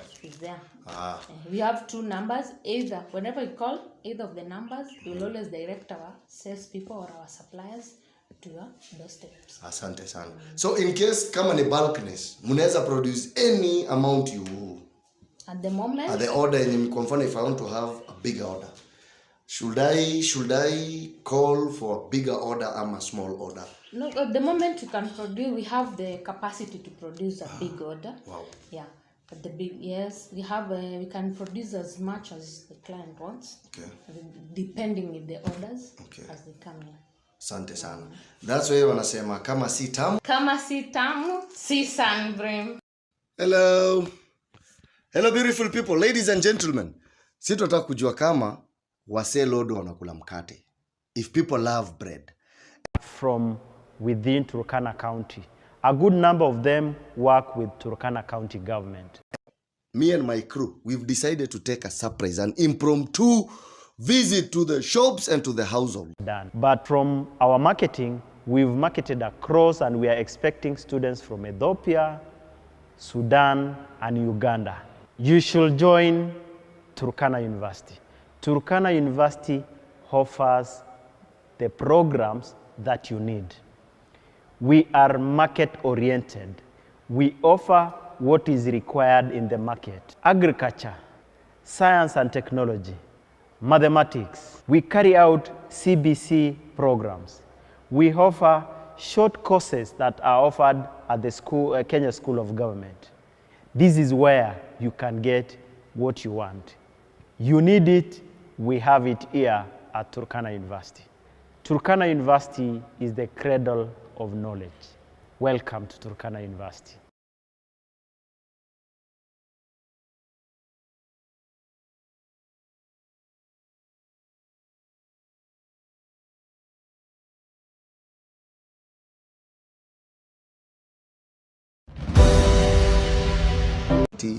Na venye wewe unaiona, wewe unawezaje advice mtu mwenye hajai kula sunbream, utamwambia nini?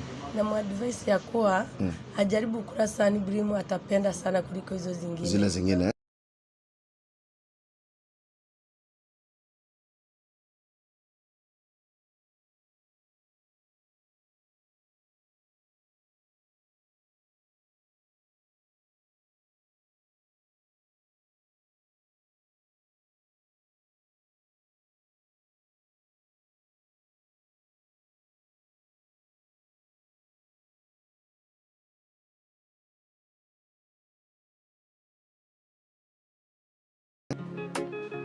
What's up, ladies and gentlemen? Karibuni Turkana. For those who have never been to Turkana, welcome to Lodwar. For those who have never been to Lodwar and you're looking for a place exquisite, mahali safi, inakarika yuko home, welcome to Open Apartments. It's an Airbnb located in Nawaitoro. Man, I'm telling you, the ambience, legit. Everything legit. If you're a fan of Netflix, for instance, you have a person and you don't want to get bored, there's Netflix, there's YouTube, free Wi-Fi, ample parking, there's kitchen, by the way. See, lazima uende kwa hoteli ukule, there's kitchen maze, and then their bed. I am telling you, you need to visit Open Apartments. Anytime, any day. If you're in Lodwar or you're traveling to Lodwar, official sponsors of Chocha TV. I'll see you here.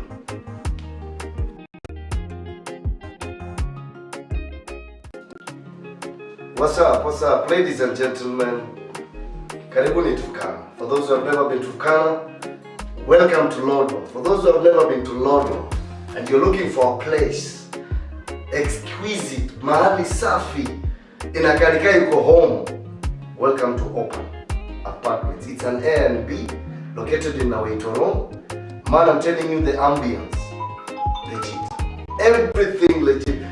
If you're a fan of Netflix, for instance, you have a person and you don't want to get bored, there's Netflix, there's YouTube, free Wi-Fi, ample parking, there's kitchen, by the way. See, lazima uende kwa hoteli ukule, there's kitchen maze, and then their bed. I am telling you, you need to visit Open Apartments. Anytime, any day. If you're not, I'll see you here.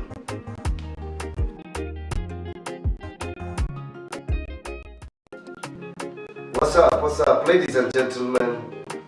Karibuni Turkana. For those who have never been to Turkana, welcome to Lodwar. For those who have never been, inakarika yuko home, welcome to Open Apartments. It's an Airbnb located in Nawaitoro. Man, I'm telling you, the ambience, legit. Everything legit. If you're a fan of ample parking, there's kitchen, by the way. See, lazima uende kwa hoteli ukule, there's kitchen maze, and then their bed. I am telling you, you need to visit Open Apartments. Anytime, any day. If you're in Lodwar or you're traveling to Lodwar, official sponsor. What's up, ladies and gentlemen? Karibuni Turkana. For those who have never been to Turkana, welcome to Lodwar. For those who have never been to Lodwar and you're looking for a place exquisite,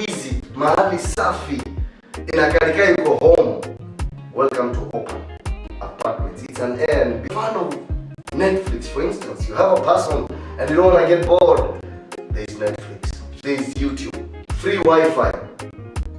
Ample parking. There is kitchen, by the way. Si lazima uende kwa hoteli ukule. There is kitchen, maze.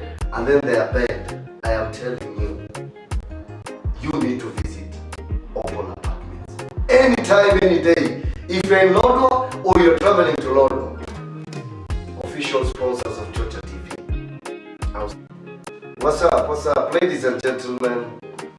Karibuni Turkana. For those who have never been to Turkana, welcome to Lodwar. For those who have never been to Lodwar and you're looking for a place exquisite, mahali safi, inakarika yuko home, welcome to Opal Apartments. It's an A and B located in Nawaitoro. Man of Netflix, for instance. You have a person and you don't want to get bored. There is Netflix. There is YouTube. Free Wi-Fi. Ample parking. There is kitchen, by the way. Si lazima uende kwa hoteli ukule. There is kitchen, maze. And then there are bed. I am telling you. Ladies and gentlemen, let's be quiet. Wale wenye wako nje, tafadhalini muingie ndani. We are about to start. Wale wako nje, tuingieni ndani tafadhali. Ladies and gentlemen, karibuni ndani tafadhalini. We are about to start. We are about to start. Ladies and gentlemen, the people of Yemen and Natirwan, please be seated. Ladies and gentlemen, once again, kwa sababu ya time, hatuwezi taka tushinde hapa the whole night. Tutulie. Karibuni wote. Yes. Welcome all. I would wish to note this venue has been procured freely courtesy of Turkana University. Simpigie Turkana University makofi.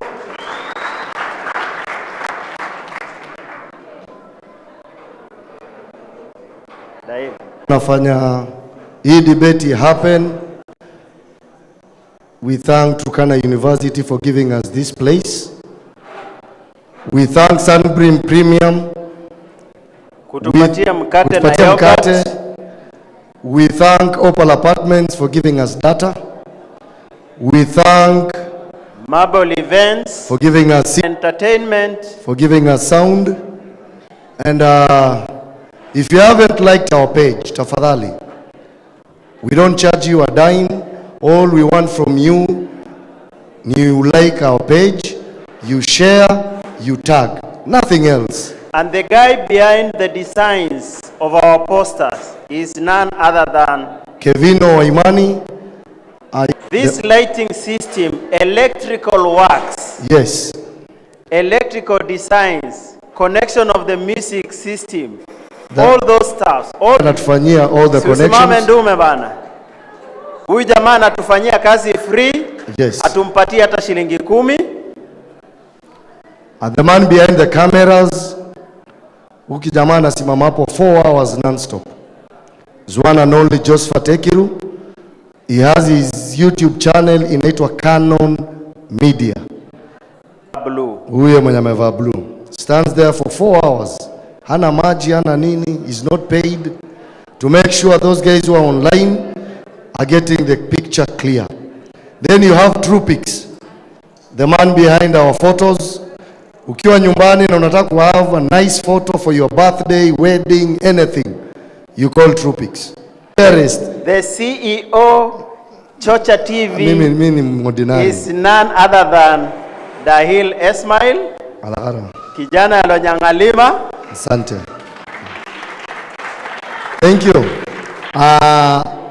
Lauren Nanok, born and bred in Turkana, Kanam. Some people online thought maybe we are bringing a daughter of the current government. Yesterday alikuwa Kapedo, akamaliza Thanksgiving yake saa 12, drove all the way from Kapedo to Lodwar. Na mnajua venye huko ni insecure, venye huko mambo ni mbaya. Against all odds, he decided to make sure amekuja hapa.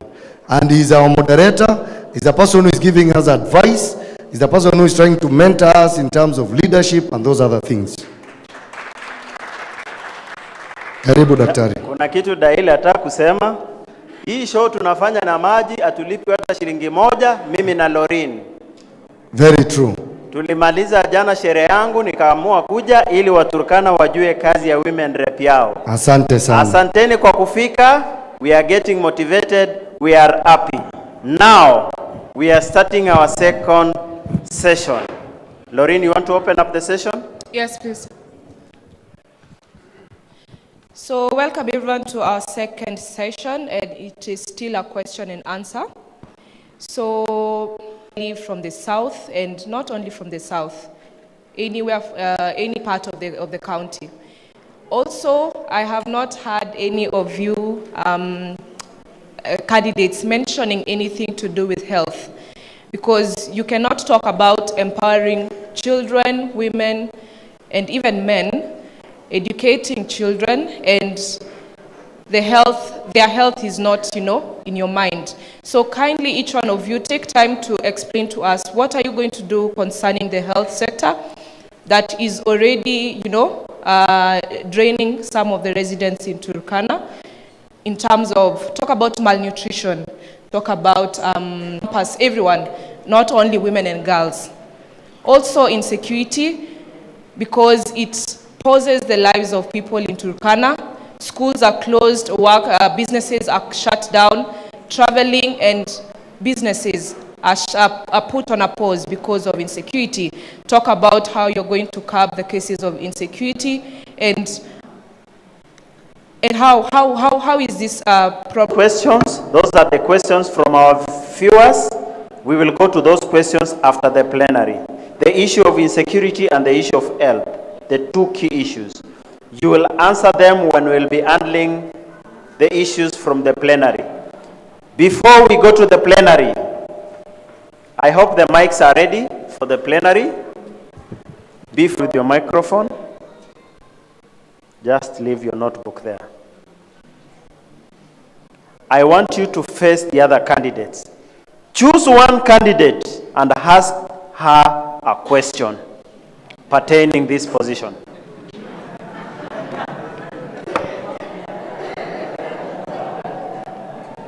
Order, please.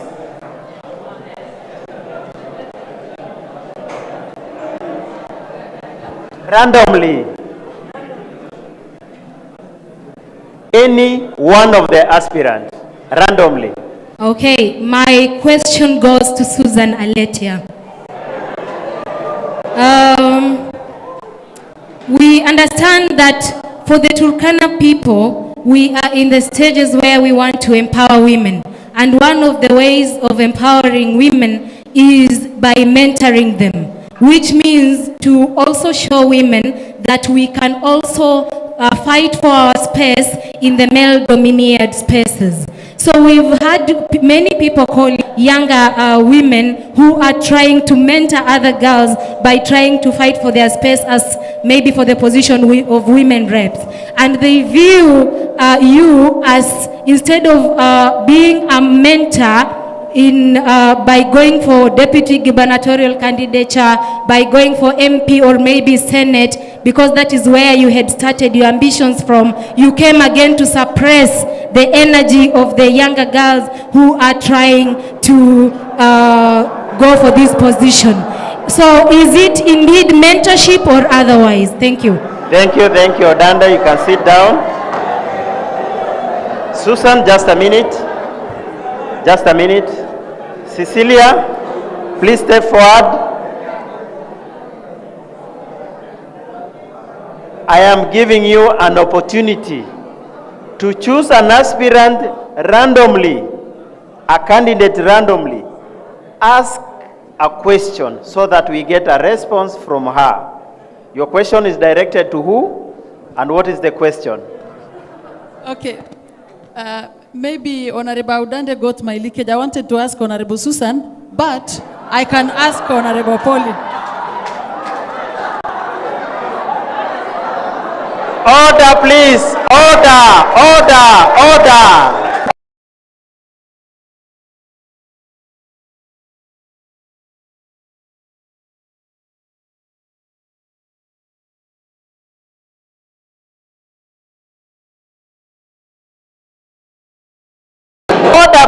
Order, please. Order. Proceed, Okay. Madam Cecilia. Okay. To you, Honorable Susan, all of us want to be leaders today. You've had leadership positions or worked with county government on various capacities, especially the gender advisory role. Then, with the UN, I remember around 2013, 2014, there is something highly spirited thing that was called Deliver as One. It was a UN county government initiative. By then, most of your family members were working in the county government. By then, Governor Nanok was a good person for us. That moment, I was munyested.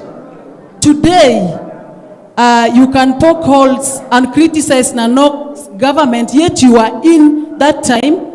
You served in a very influential role about women and gender. So, we want you to tell the public and maybe those of us who are eyeing for these leadership positions, what really did not happen that time that is happening now. Then, lastly, these young people look at us, they look up to us as leaders.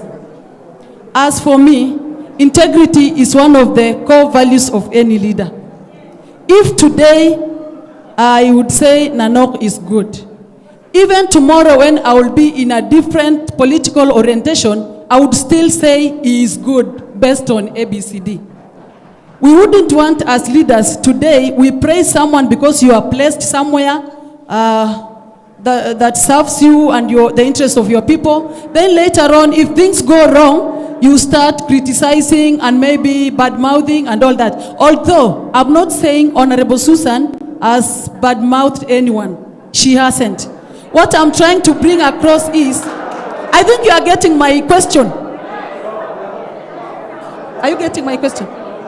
Yeah, she's not bad-mouthing anybody. What I'm saying is, I don't know if you are getting my question. We are getting your question. You are getting it. Susan is getting the question. You are getting it, Mheshimiwa? Yes.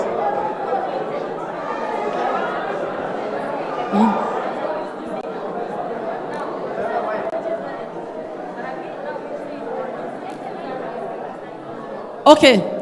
In short, maybe I've directed it to Susan because she's one of the people who have been working with county government.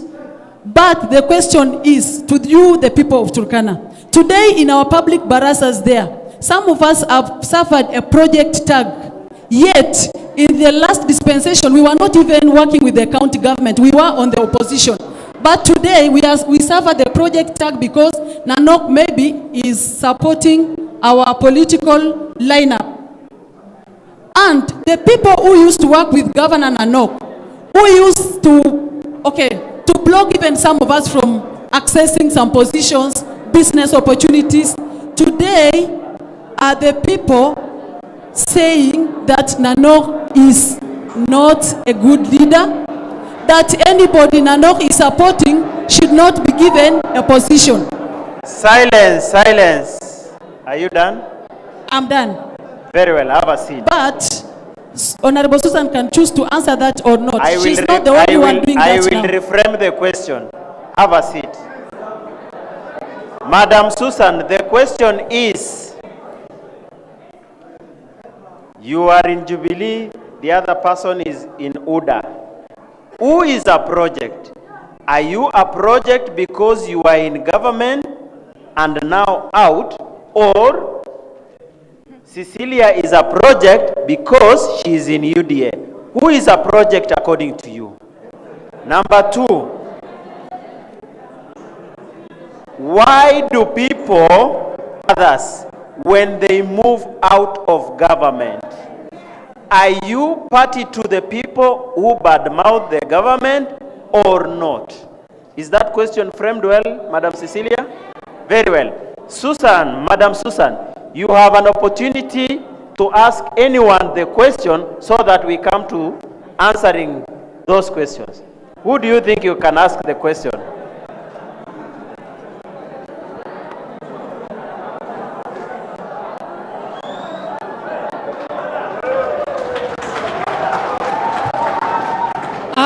Silence, please. Order, order, order. Thank you, Dr. I will come later and answer my questions. But I want to ask Madam Cecilia issue, not because she has asked that question, but I just need some clarity from her. I said earlier on that this position is very massive. It is not like a position that you just go and sit somewhere and expect magic to happen to the women and the youth of this county. And so it requires some level of networking, some level of understanding of who is doing what where with regards to women and youth affairs.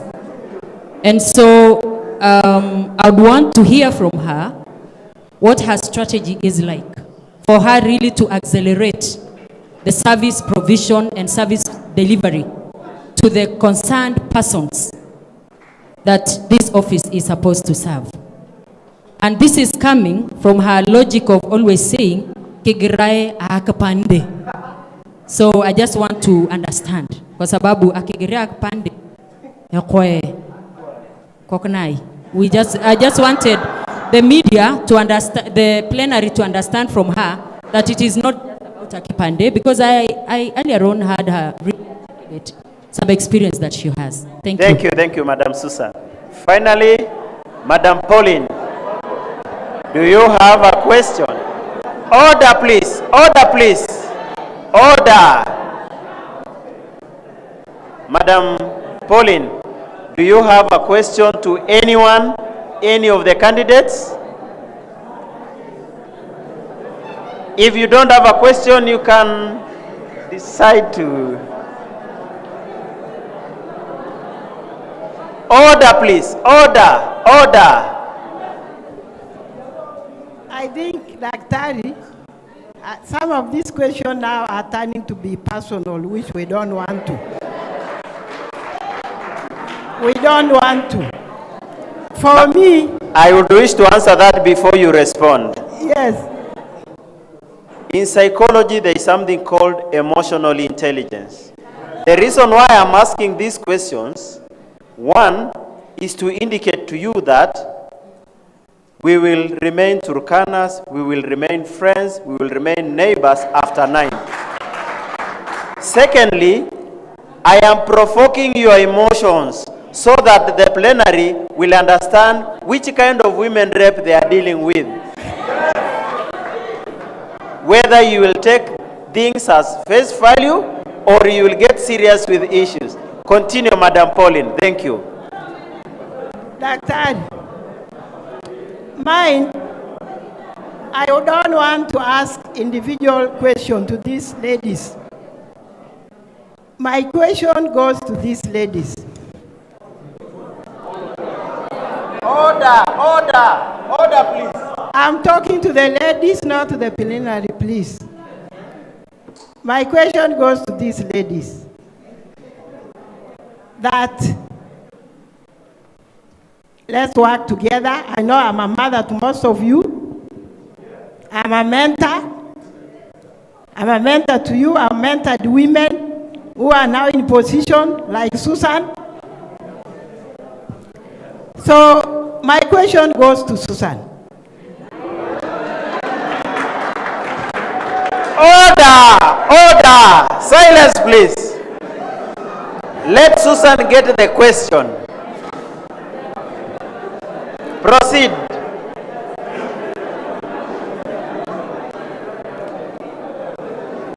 Being your mentor,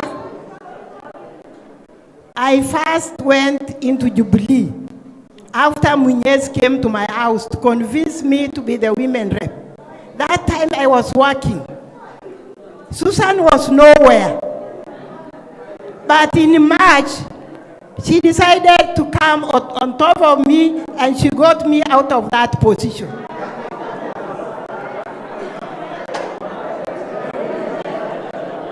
Order, please. Order, please. She managed to grab the ticket from me, which I felt it was unfair. As a woman, it was unfair.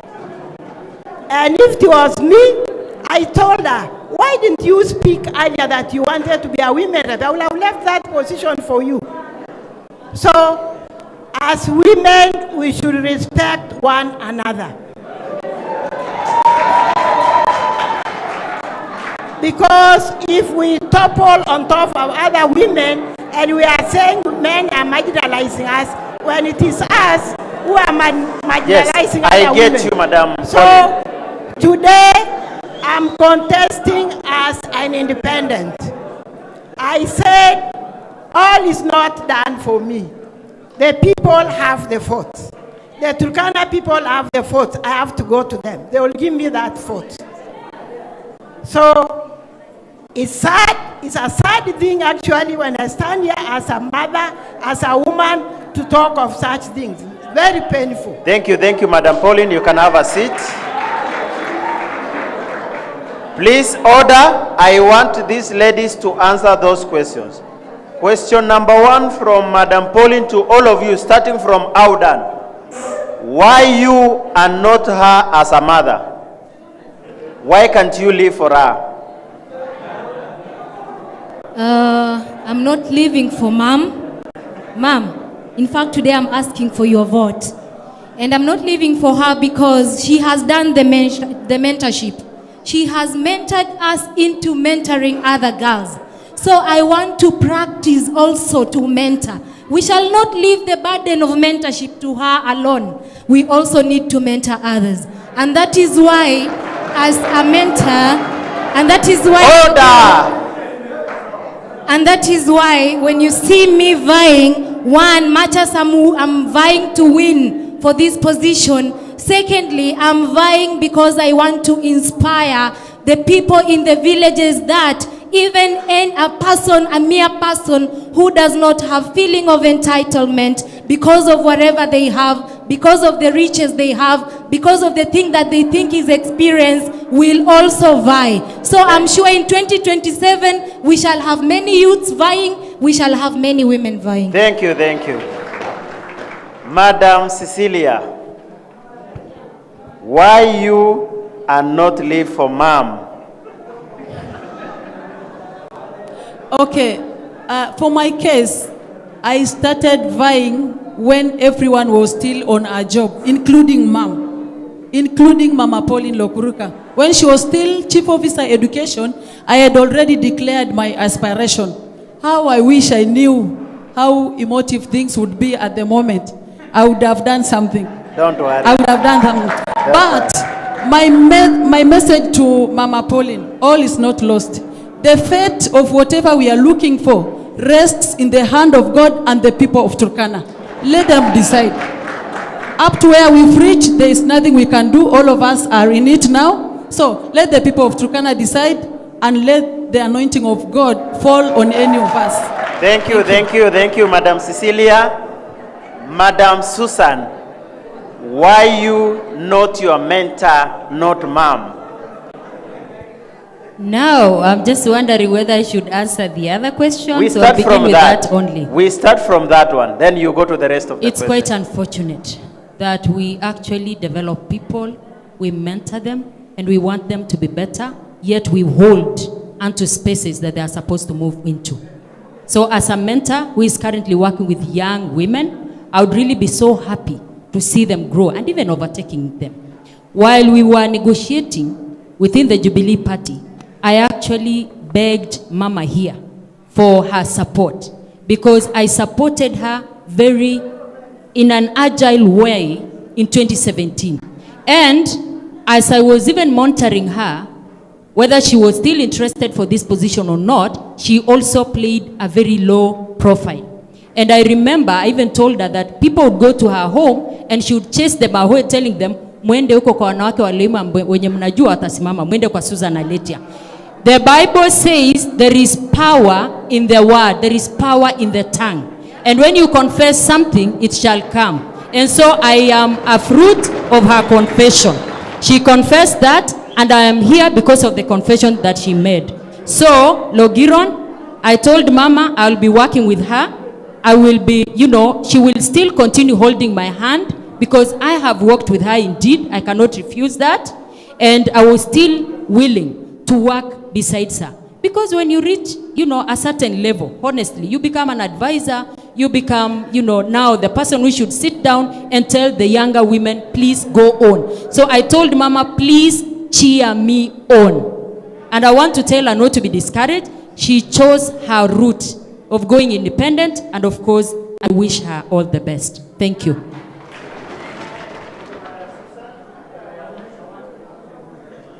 You now have the opportunity to respond to the questions from Audan Leah, Cecilia, and Madam Pauline.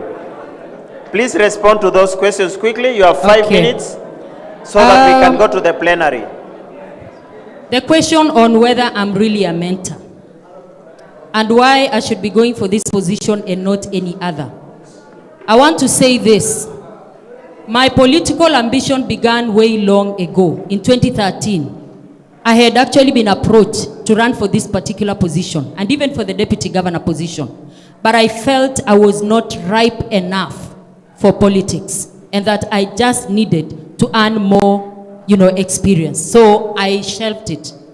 In 2017, again, there were calls for me to be a senatorial candidate for one of the then very popular party. But again, I just felt I wasn't very ready. So it has taken me 10 years to actually grow and develop my political ambition. And this is why I feel I am now ready. Last year, I had 3 men approaching me for a deputy gubernatorial position. I had 3 men, including the very person that my mom here is referring to. I had a lot of consideration. But, gender, I tell people, I have not gone into a classroom of gender. For me, gender equality and women empowerment is a passion. Something that I began with from way when I was young. And if you want to get that story, I will actually articulate it to you. So I felt, I assessed deputy governor versus woman representative position. So I analyzed and tried to seek which office will give me maximum space and opportunity to work for the women and youth of this county. And having had an experience or seen the experience in the deputies of this county, I said I better shelve that a bit because I wouldn't want to get into an office where I can be put into a frozen corner and I'm unable to serve the women and the youth of this county maximally. And so I decided to shelve aside or to refuse going for deputy gubernatorial position and rather getting into the woman representative, which is a free office where I can move around, go to any partners, go and do my work as I want for the people of this county without any kind of restrictions.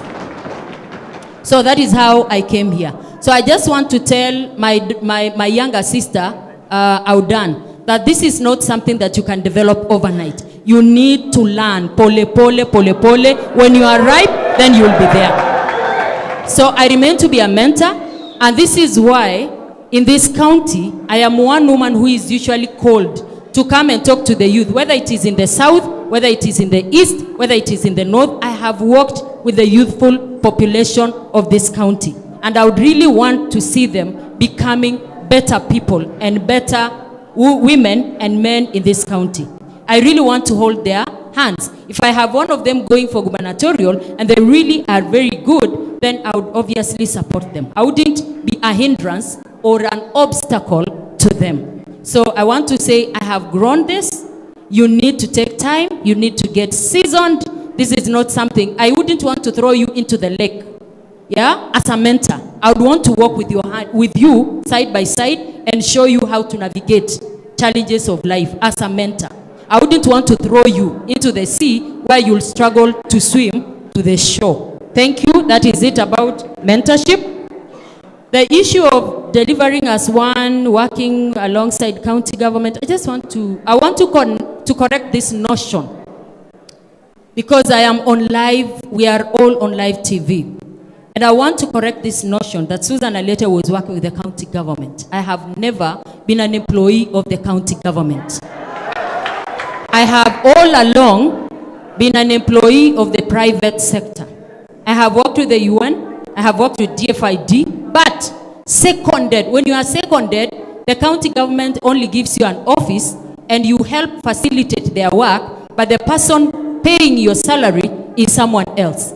So I was actually seconded to the county government. And again, talking of delivering as one, a program that I was coordinating from 2019 to now, rather to December last year, I think I am not very sure whether I am the right person to ask the question that my sister Cecilia asked, why people who are in government come out and then they start bad-mouthing or criticizing the government.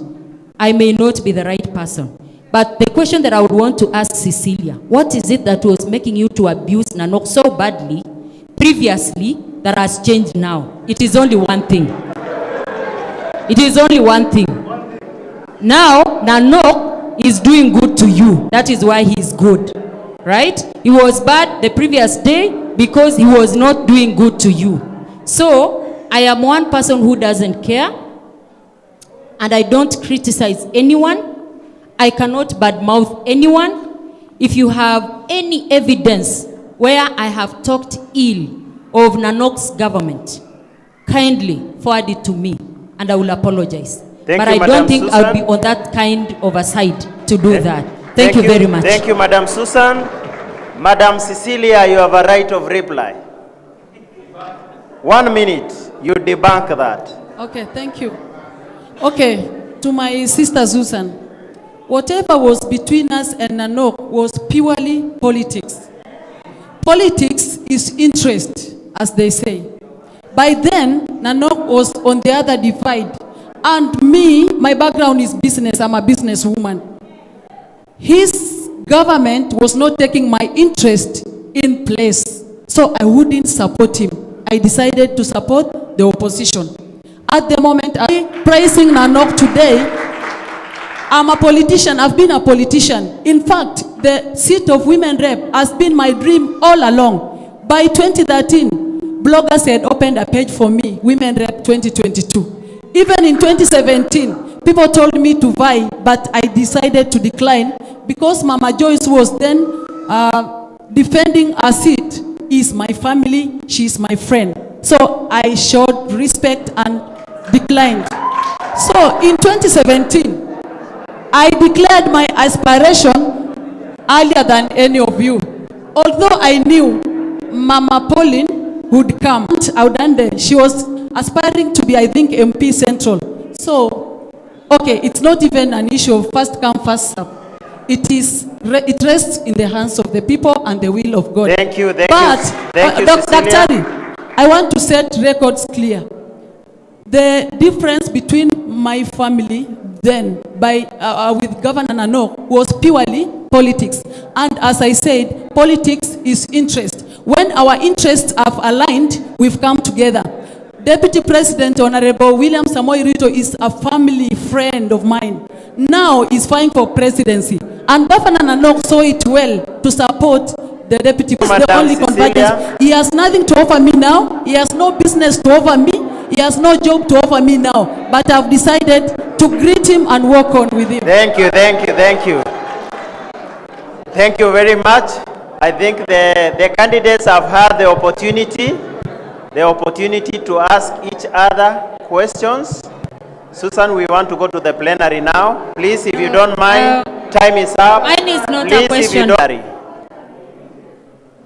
Tunaomba muulize maswali our candidates wetu. Nimeona mkono ya Chris. The four of you, mkuja hapa mbele. Four of you, 1, 2, 3, 4. Na huku usinue mkono kama ni ndume. Alice kuja. Njoo. Sitaki wanaume kwanza. Anza na wewe Alice, hapa.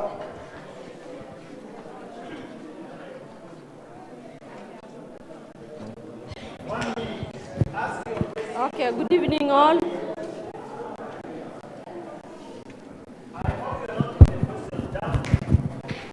Good evening all.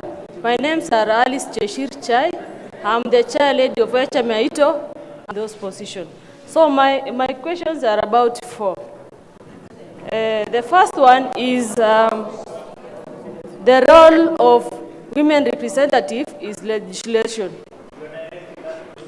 To all women. Yes. Yeah. Yeah, I'm directing all this question to all these women because one, let me clarify this. Issue, she's my in-law. And then Audan, she's alumni of Our Ladies. I came from Our Ladies. So all of them, I'll direct the question to them. So the first question is on legislation as their role. Which bills pertaining women are you thinking, since one of your responsibility is legislation? The second one is, in this 20th century, women are still undergoing a lot of challenges attached to cultural beliefs, typical narcissistic behaviors in marriages, recreation being one reason why women have stayed in bad marriages. Now, in GBV, there are types of GBV. The one I want to ask the question about is killing a lot of women in silence. How is women representative going to work out on such kind of traumatization? The third question is, what are your plans on girls/women who are in the streets, sleeping in the streets? They get raped. And if the fourth one, how are you going to make sure that the budget is increased to cater for a lot of issues in women and girls and girl child, given that Turkana has a high illiteracy percentage? That is one role, budget allocation. So what are you going to wait? I'm the chair lady of HMAITO. The last one is about security of the girl child and the women in insecure places and even in town. Thank you. Thank you, Alice. Before this honorable lady asks the question, we have an online question for all of you. The question is, there is this generation of 14 to 25 years who are dubbed as 85% and are still schooling and are deeply engaged in drug abuse. What plans do the women reps have to curb this menace? I hope you got the question. It's a general question, anyone can answer. Please proceed, madam. Thank you. My name is Faith Ajikon. Tukusa Deputy President, and I'm here to ask a few questions. One of them is, I'm actually asking all of you because I cannot point to a single part. Are you going to do the inclusivity to the students, especially the Tukusa students? The other regime, we've had problems whereby some students were actually the ones, let's say like just 10%, to ensure that almost all the students are going to benefit from the same. The second question is, it's about health. There was the issue about health that no one talked about. So the act GBV recovery centers, are you going to ensure that we have all the equipments so that if any of the patients are going to be affected, they'll be able to be treated here in Turkana? And it's so sad that we don't have actually GBV.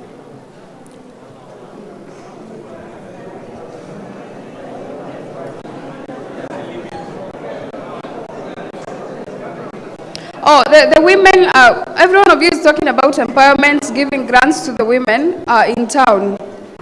What are you going to do to the women who... Thank you very much. Nafikiri hautarudia ile swali ishaulizwa.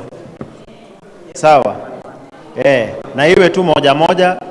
Hakuna hata mtu atauliza kwa Kiturkana ama Kiswahili. Sisi wote ni Waingereza. And this is my question. Now that you have listened to each other, now that you have listened to each one of your opponents, which one do you feel, if I miss this chance to be elected, who among the rest will you wish to represent us? Good evening, everyone. I'm Jaira Salinga from Turkana South. My question is directed to the 4 candidates. You've all talked about empowerment. What are your plans on empowerment for pastoral women, both academically, socially, economically, and culturally? Thank you. Good evening, everyone. I'm Gilchrist Eloiloi. Basing on the statistics, a country like Spain recently passed a bill on free sanitary towels provision. At your capacity, when elected as women, can I repeat the question? A country, let me pick Spain. Recently, I think 1 month ago, passed a bill on free sanitary towels provision. Free, countrywide. They started with a pilot in schools, started with primary, then to men. This is not happening in Kenya, right? Apart from a few, maybe NGOs, Office of the Women Rep supporting a few, but we are not getting with this. This is a challenge. In Spain, when they tried that, the level and number of absenteeism of women reduced from almost 50% to around 20 within a week, right? So that is it. Number 2, I also read from somewhere concerning Indonesia and South Korea. For girls who are experiencing a menstrual period, abnormal, more than 5 expected days. Talking on a medical perspective, dysmenorrhea and menorrhagia, that is excess bleeding and painful bleeding, right? So in Indonesia, they are exempted for around a week, right? So that's a question to you. 2 bills. Thank you. Well, thank you. Thank you. I'm engineer Chris. Well, my question will be quite simple, but in a perspective that I would want you people to try and understand it. Because chances are created for the prepared minds. So what if you are a woman rep of UDA, you get an ODM governor, you get a senator of Wiper? Not God forbid, it is a chance that can come. What makes us be so sure that you people will work? Because during the 2 former regimes, we've not seen that. The women rep was working on her own. The governor was working on his own. The senator left his partnership with the governor and worked on his own. And that has applied on the 2 regimes that were there. So what makes you be so sure that utatua assure that watu watakuwa so much ready that you guys will deliver services? Because as a mother, you know, he will listen to you as a woman. Same applies to a man. A man will always listen to a woman. So that is the first question, because that possibility is very naive. 6-piece is hard. That is one question. That is one thing I'll leave to you. That is one thing I'll leave to you. That is an observation anyway. I'm a good statistician. A very good statistician for that matter. So the next question goes, it's a why question, because children are always curious. A child will ask you why. Daddy, mbona? But the age you guys have reached, as voters. You are above 18 years. The question is why? And then you'll continue that with, mbona inafanyika hivi? Mbona isikue hivi?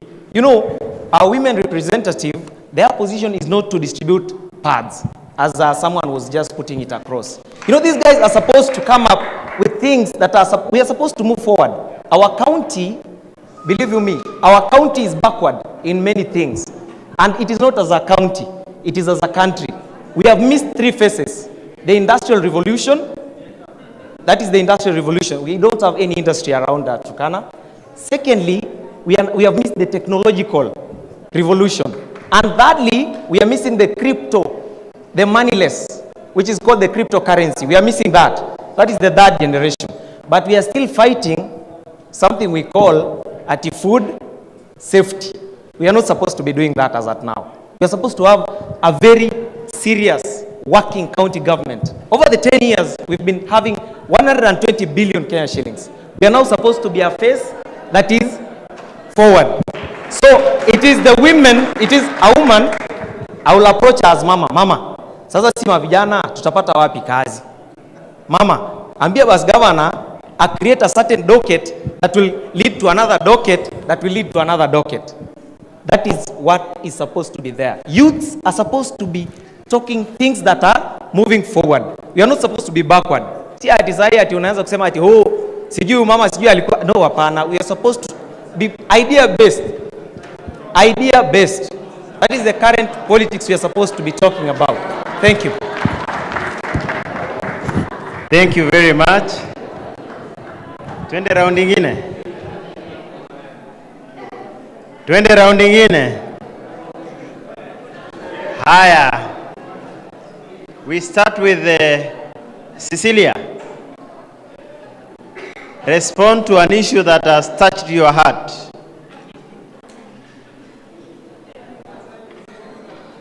After Cecilia, Madam Pauline, prepare yourself. Then Susan, then Audande. Okay. Of course, all these issues touch our hearts, and we are interested parties in all the issues raised. Out of the many issues, I think there is the last one, which is a possible scenario. That gentleman has asked us what happens in case I'm elected the woman representative alongside a governor from another party, alongside a senator from another party. I want to assure the Turkana people that parties are just parties. They are just like political vehicles that we use to reach our political destinations. But we remain the Turkana people. If I'm elected a woman rep today, I will serve all Turkanas regardless of their political affiliations. I will be expected to work with a governor who will be elected, irrespective of his party, because the connecting point is the people of Turkana. The people of Turkana remain our central interest as leaders. Immediately after elections, we will put aside our party affiliations and resume our leadership roles and deliver our manifestos. So I want to assure the Turkana people, don't be worried. Even in the last elections, parties were preaching 6 P's.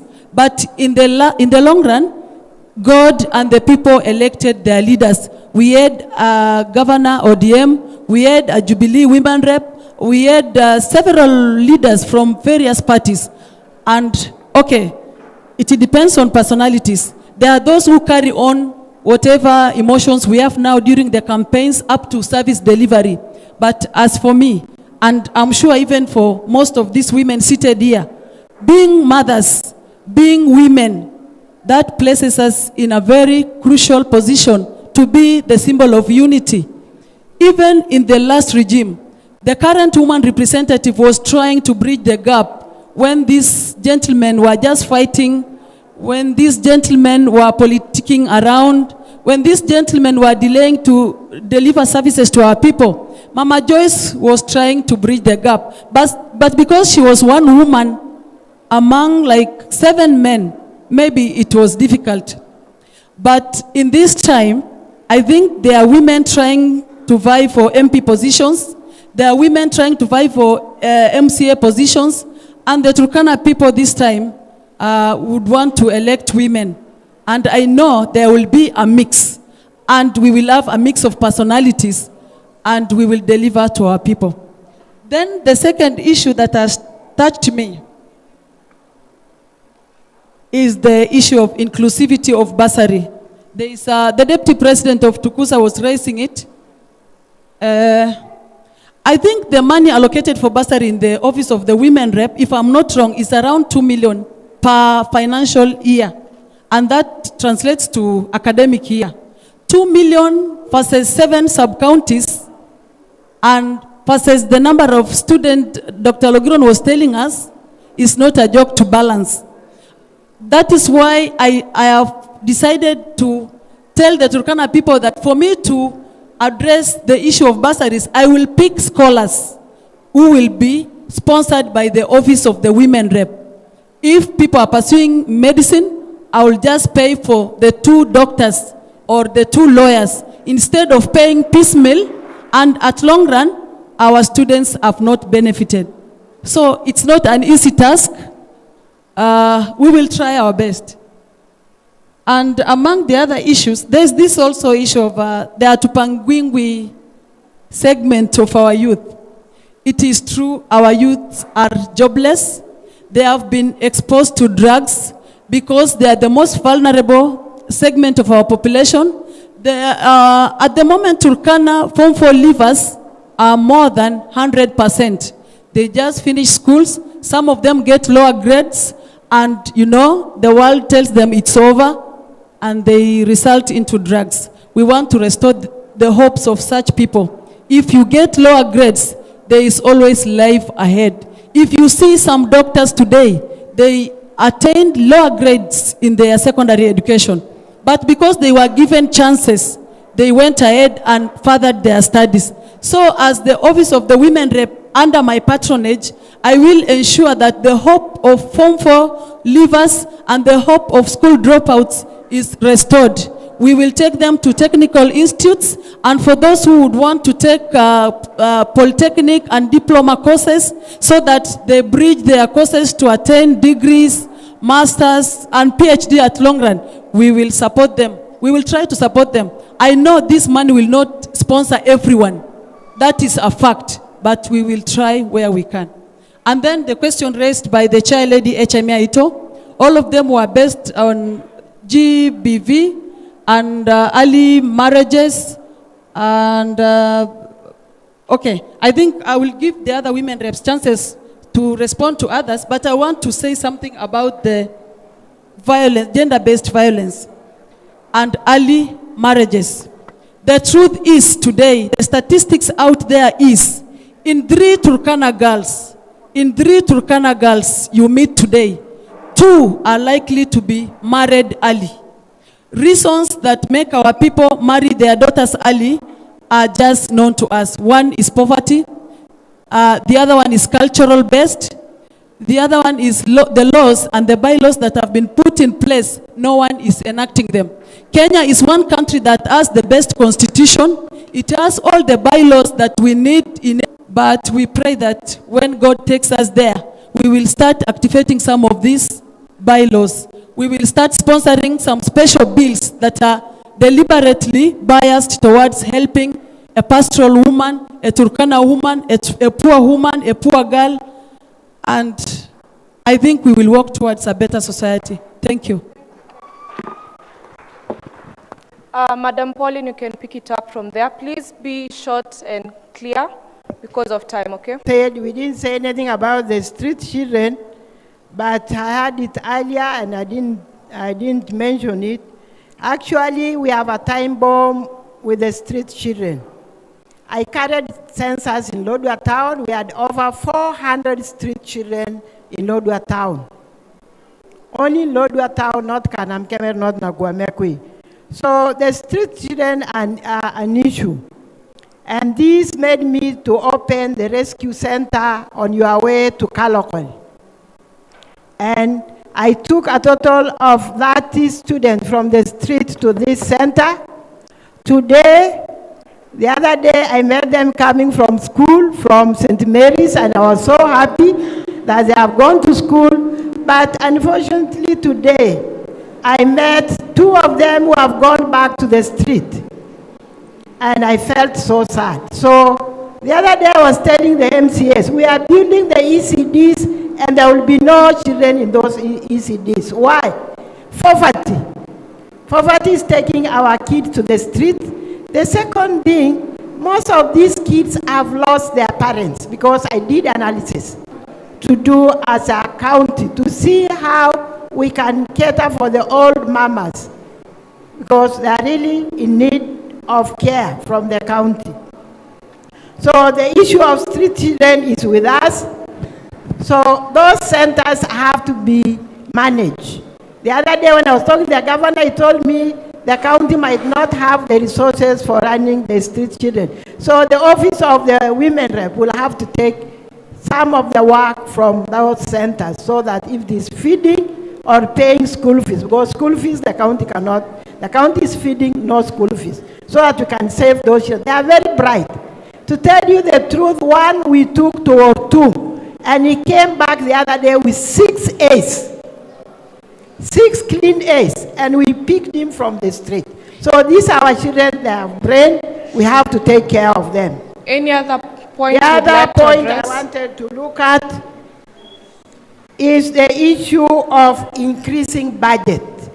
Truly, I think as a women rep, we'll have to work with the county government to have the Ministry for Gender and Youth, a standalone.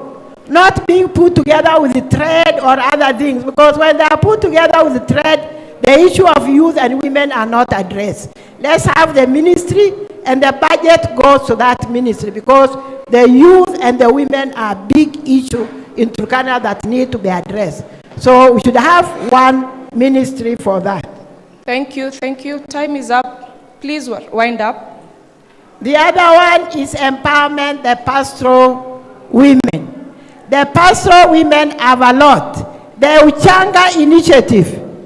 I started the Uchanga Initiative when I was in tourism. And the women in Turkana are very good in Uchanga making. The Maasai, the Samburus have made it. So the Turkana women, the Turkana pastorists can go into Uchanga Initiative. Those who are making baskets can make baskets. The ones who are in animal, the pastoral ones can rear the animals and also get into animal trade. It's very lucrative. They can get money. Academically, in other pastorist county, in Samburu, we have what is called Ramat. The girls go and aid during the day. During the night, they go to school. It's called Ramat. Ramat means taking care of animals. So during the evening, they can go to evening classes. We have the ECDs all over this county. In every location, we have an ECD. These girls can go and learn so many things. They can do mathematics, they can do other things in these ECD centers. Some of them can fall back into formal education, others can remain within formal education and do businesses. We are running a project with Save the Children in Kaleng. Our girls who are wearing changas have gone into hairdressing in the Polytechnic. And now, the last time I went and gave them tools, they are working. Even one of our instructors in Kaleng is a girl who has beads, and she was the best. So this is the way we can empower the pastorist women and the pastorist Thank girls. you so much. Madam Susan, take it away, and also bear in mind, online the issue on insecurity is still coming up, so please pick just a few points, including insecurity. All right, thank you very much. Starting with the first question on the role of the women and legislation, I know that the 2/3 gender rule is still pending in Parliament, and so this is something that we can still, work on with the next women reps that will be selected, will be elected and will be in the next Parliament. And then I mentioned earlier on that there is a gender-based violence bill that is still with our county assembly, and so this is something that I will pick up. And then the issue of gender desks in various police stations that will be all anchored into the one that will be at my office as a woman representative, and ensuring that I will also lobby with the county government in utilization, maximum utilization of the county attorney office, which earlier on, during my advisory role as a gender advisor, I had actually advised that we put there officers, legal officers, who can help the women and the men who are abused to take up their cases in legal redress. Next. The issue of street children, I think Mom has said there is a program that we are running in AIC Church. The best practice that I've seen elsewhere, like even in Mombasa where we've gone when I was working with UNICEF, when it comes to street children, is not to take them to an orphanage, but rather to see how you can integrate them within the community, supporting the families that will be hosting them and will be nurturing them. So that is a model that requires to be tried out in Turkana. And then thirdly, the issue of budgetary allocation to the Women Representative Office. I think this is something that can be handled at the national level through KEWOPA, depending on who comes to that parliament, then KEWOPA will have to address this. The Sipangwingwi generation, indeed it is a challenge, but I know that there is a strategy that we can employ. Someone mentioned that a number of these people are out of school. They have actually completed school. And one of the things that I'm currently engaged with my governor, John Munyes Kionga, is to see how we can utilize the many organizations that are here and the UN agencies in taking up internship opportunities that can complement what the county government and the national government is already doing. Please wind up. So that is something that we can explore, and I know it will engage these youths and it will make them active. On Tukusa inclusivity, yes, indeed, this has been a big burden on Turkana Professions Association, and one of the things that I would want to pursue as a woman representative and a legislator in this county, alongside other legislators, is to see how we can develop Turkana County Education MIS. This MIS will register all students who are in colleges and secondary school. Okay. And then we see what is the need, the fees need, what are the bursaries that are available, what is the gap, so that we can look out of the box and source for the gap. On the issues of security, yes, Lauren, yes, indeed, security is a big problem. And while at UN Women as a gender advisor, one of the things that I actually advocated for is inclusion of women voices and elevation of their presence in the peace building and conflict management sessions. So what is actually letting us down in Turkana is the division amongst our legislators. So one of the things that I strive to do as a legislator is to see how we can have, a unity of purpose as Turkana MPs and the county government, so that we can speak in one voice in addressing the issue of insecurity. As it is, there is a lot of, division, and people are not actually addressing this thing together. So we have to have that united front. Thank you very much. Thank you. And lastly, Madam Leah, please. Thank you, Lauren. I would wish to respond to the last question the gentleman asked. He was talking about us moving away from talking about empowerment, but I thought before we go to secondary needs, we should first address the basic, the noise please. We should first address things that touches on the basic issues first. If I can quote you verbatim, you are talking about Turkana being backward in terms of development. And before we go to secondary issues, we will first have to address issues of basic matters. And that is by empowering the women so that they can venture into the social or rather the economic activities. And when we think of other things, we'll be thinking of people who are already empowered. When you talk about the legislation of women, you will realize that the Constitution of Kenya is one document that is friendly to women. It is one of the documents in the world that is friendly to women. And because of that, we as women legislators will have to look at the legislation of different bills. We will sponsor the bills that touches on women and the youth. We will receive those bills. We will fight for them for as long as they are going to help the women. And that means in every bill that will be tabled on the floor of the House, we will have to see where is the gender part of it and advocate for it. And that not being enough, we shall also, or rather I will also work with my other women to ensure that there is implementation, because it is one thing to come up with those bills, it is another thing to implement them. So we shall work around the clock to ensure that they have been implemented.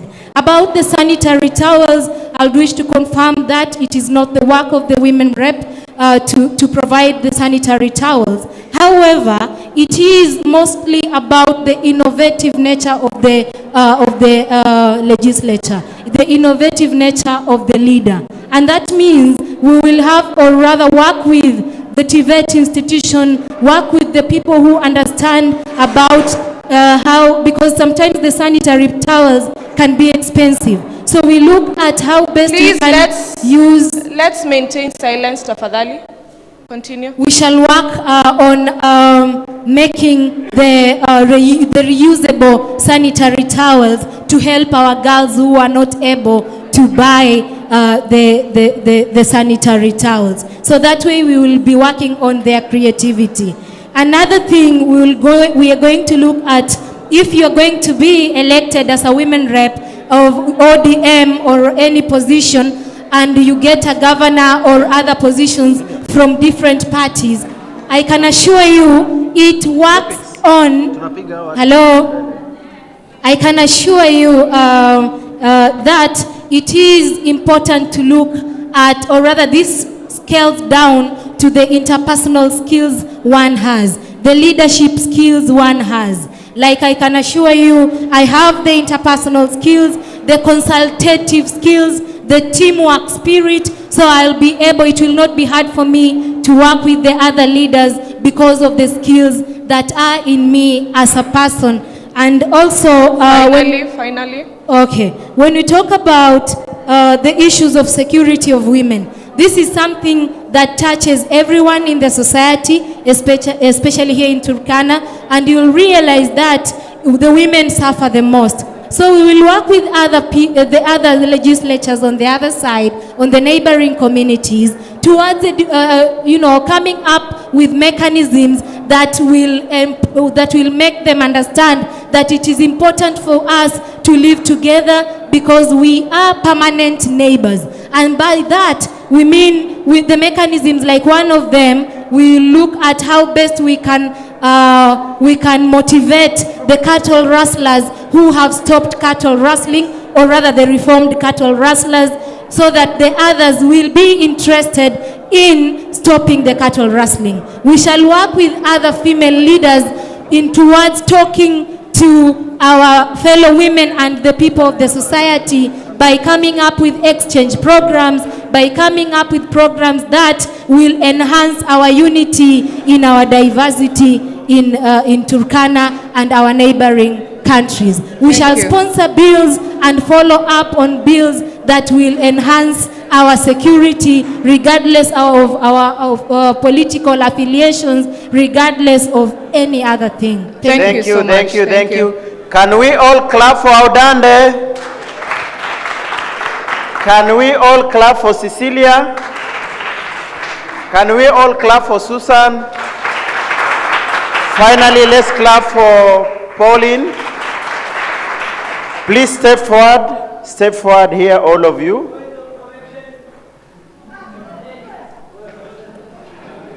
Please step forward hapa mbele.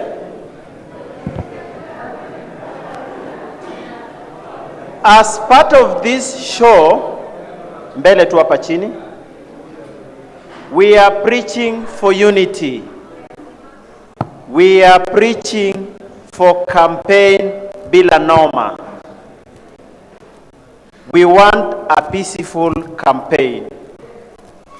This is a decision that can only be made moja. Ama mtu akiwina hapa utaanza kuongea Kijaluo. Si ni Kiturkana tu. Sasa kitu mimi naomba hawa madada zangu, hawa ni mamangu, mimi ni non-party, tumefanya na yeye kazi tukitengeneza Turkana County Strategic Plan. By the way, we were the first ones to prepare a strategic plan. Susan na nani, tumefanya shughuli na Cecilia, Audande ni jirani yangu. Sasa mimi nataka urafiki na ujirani uendelee kuwa. Nitafanya kitu moja, nataka hawa aspirants before nashirikiana pamoja, watafanya kazi pamoja bila ubaguzi. Si hivyo ndio mnataka? Kitu ya pili, mimi naomba Audan, naomba Cecilia, naomba Susan na Pauline. Si kila mtu ako na gavana yake? Hiyo cha dina. Hiyo ndio ombi tu, kwa sababu nyinyi ni wamama. Enda ongea na MPs wako, aspirants wako. Hatutapeleka hoteli yoyote. Nataka hiyo dina tulete hapa. Magovernors wakae pamoja. Women rep wakae pamoja. Hiyo ni ombi langu. Nataka tusaidiane. Ili the world ione kuwa sio siasa peke yake inaweza tugawa. We will show Turkanas kuwa hawa ndio wako tayari kukaa pamoja kushirikiana. The reason why nasema hivyo, kesho serikali ikitengenezwa, watu wa UDA wataanza kutafuta watu wao peke yao. Wa Jubilee waanze kutafuta wao peke yao. Nataka tushikane kama kitu moja, waturukana pamoja. Hiyo ni ombi langu, ambayo naomba nyinyi tusaidiane, tulete leaders wetu pamoja. Sisi my heart. That is why nimesacrifice, nimetoka Kapedo saa 12. By the way, Kapedo is now insecure, risasi inalia kila mahali. East Pokot kuna curfew. So mimi nikaamua kuja nishirikiane na nyinyi, tusaidiane, tulete Turkana pamoja. Turkana University. Ile kazi saa hii nafanya, maana ya kuintroduce hii debate ni ya kuleta sisi pamoja. Kwa sababu ikifika huku nje hatuonani kwa macho. Mbona tu ni sisi Turkana ndio hatuonani kwa macho, lakini Raila na Uhuru wakipatana wanasalimiana. Ruto na Raila sijuzi walisalimiana, lakini sisi hatusalimiani. That is my prayer and it is from the bottom of my heart. Kama nitakuwa nimekosa munisamee. Sawa sawa dada campaign, that is one. Two, which way for Turkana? Unataka kupea Turkana gavana gani? Senator mgani? Nimewasimamisha kwa sababu mmekaa sana kwa viti. You are parting short. Ambia fans wako kitu, ambia mali unawaelekeza kama Waturkana.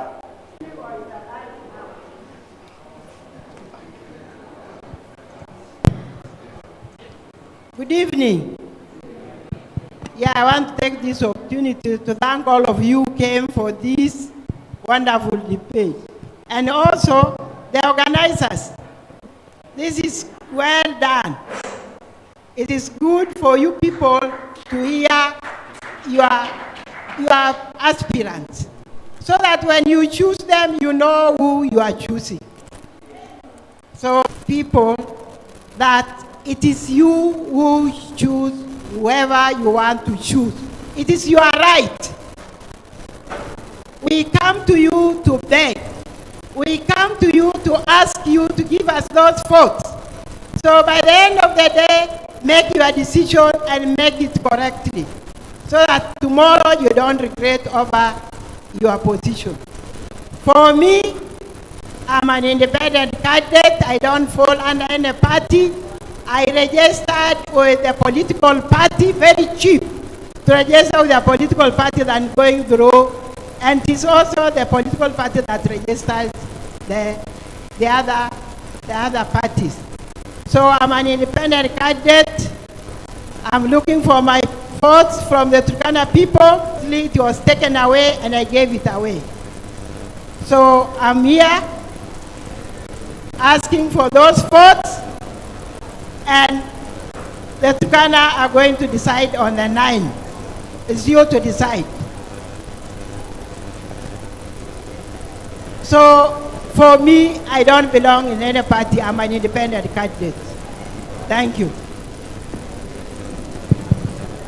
Thank you very much, the organizers of this debate. I want to say that I am in Jubilee Party that is being led by Honorable John Munyeskionga, and I have worked with all the candidates in the various parties. And so I know their capability, I know their ability. And having worked with all of them, I had a reason why I chose on John Munyeskionga, because for the work that we are aspiring to do for the Turkana women and the youth, we need someone who is mature, someone who can listen. And John Munyeskionga is a listening governor. And I know because he's a listening governor, he is actually going to listen to the woman representative who will be elected in August, in this case Susan Aletia.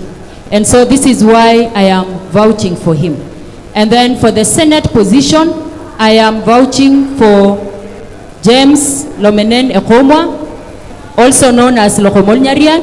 And the reason for that is, in his parliamentary position, James Lomenen has actually performed exemplary well, more than others. And this has been demonstrated by the statistics that was released just recently, where James Lomenen was actually the top MP in Turkana, and he was coming to number 8 or I think number 12 in the entire country.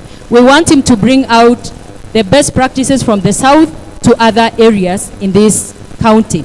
And then finally, what I want to say is that viewers online and those in the plenary under this roof today, you have listened to all of us. You can actually separate. One thing that I just want to say, ninataka kuwaomba wote kura. Kama uko Jubilee, kama uko ODM, kama uko UDA, kama uko independent na uko kwa hii room, lazima umetusikia. Sitaki mchague watu ambao wataenda kesho baadaye mwanze kuwalaumu. Sitaki mlaumu hao dada zangu wachanga.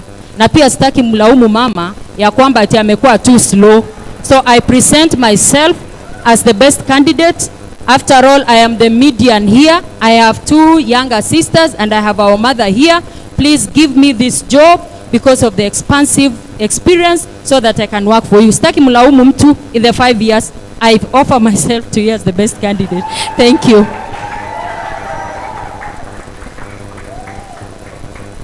Order, order, order.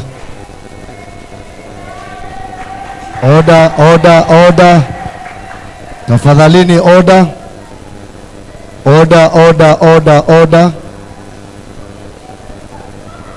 Order, order, order. Ladies and gentlemen, tutulie tafadhali. Order. Tupunguze kelele kidogo. Order, order. Madam Cecilia, proceed. Okay.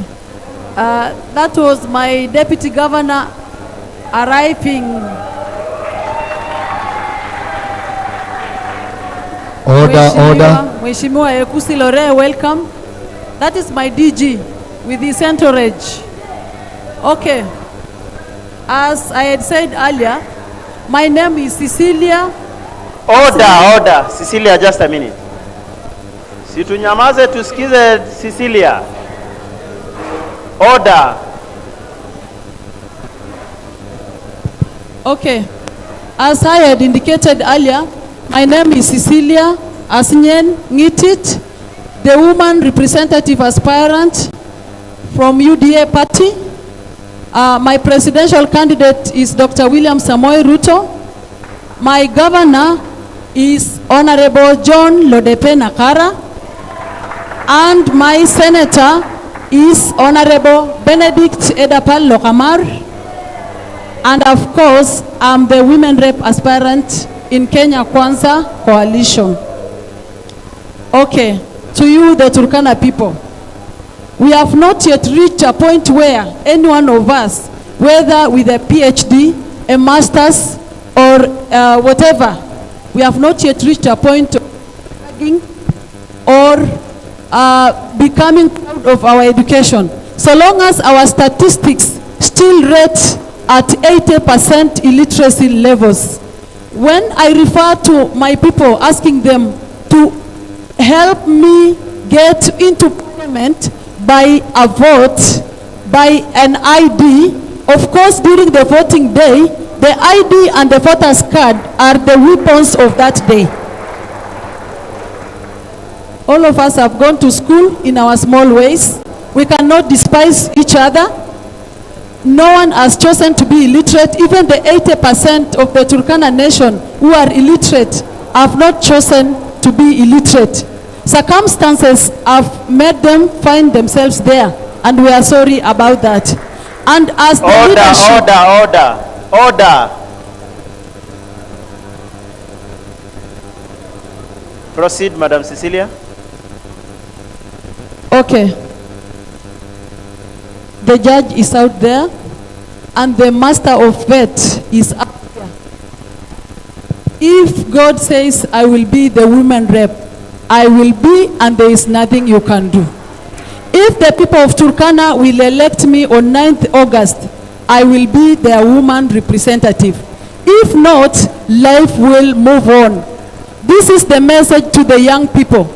In most occasions, my heart bleeds when leaders give our young people alcohol, bang, and those other unacceptable drugs just to attend burials and barasas to heckle other leaders. As a mother, my heart bleeds for the Turkana young person.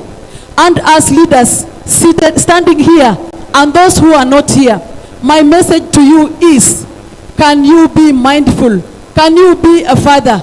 Can you be a mother? We don't feel good when you offer the best education to your child, and the best you can offer to a poor child is alcohol and training of heckling.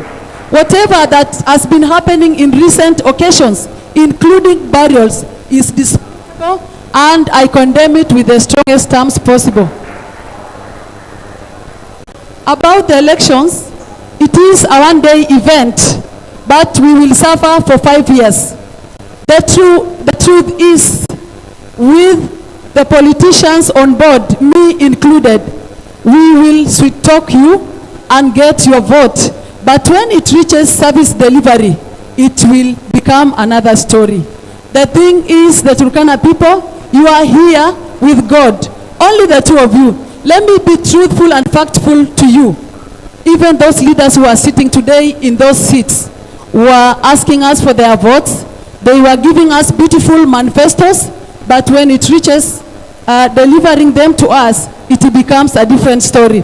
So I'm trying to warn you, I'm trying to alert you that however beautiful our manifestos are, what we will deliver is a different thing. But we will try anything humanly possible to take our county to another level.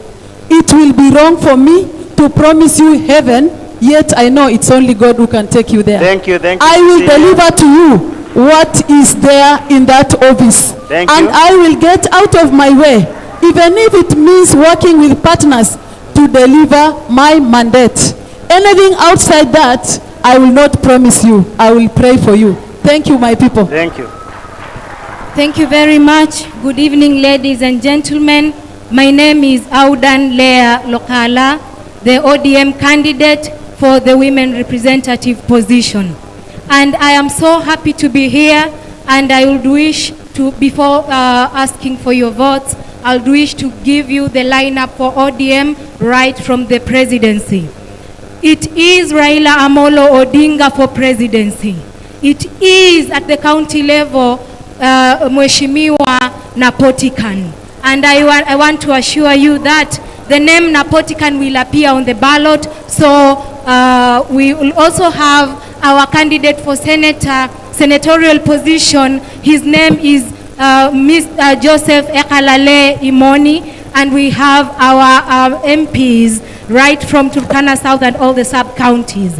Ladies and gentlemen, why I chose to work with Azimio la Umoja, why I chose to work with the ODM, is because my interest to help fight for the rights of women has been catered for properly in the manifesto of the Azimio presidential candidate and also in the manifesto of our gubernatorial candidate. Firstly, look at the deputy governor for Azimio. It is a woman. And the people that were involved, the panelists that were involved, will have to do serious public and private partnerships. Will have to do serious multi-sectoral partnerships in order to help the people of Turkana.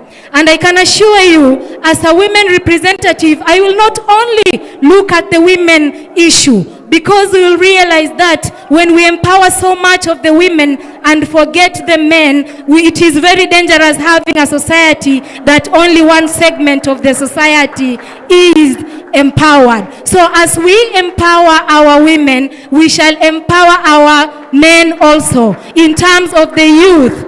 Bwana asifiwe. So I want to urge everyone here and outside and the ones that are listening to me, kindly remember me. Kindly, I depend upon you and God. I depend upon you to endorse me. When it reaches August, kindly remember Audan Lea Lokala for the position of the women rep, for the social injustices, for the economic injustices that is associated with women. I will work round the clock with other people to ensure that we have delivered the mandate. Thirdly, do not worry about my age.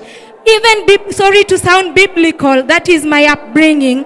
I'm telling you, you even have leaders in the Bible who are young. Secondly, we have leaders even in the entire world. We have leaders in the entire world. We've had a president who was elected at the age of 34. We have other leaders who were elected young. We have Kinababu Owino. We have many, many leaders. So that one should not bother you. What is important in the service delivery is setting the goals in consultation with the people of Turkana, the ones that this service delivery is meant to reach.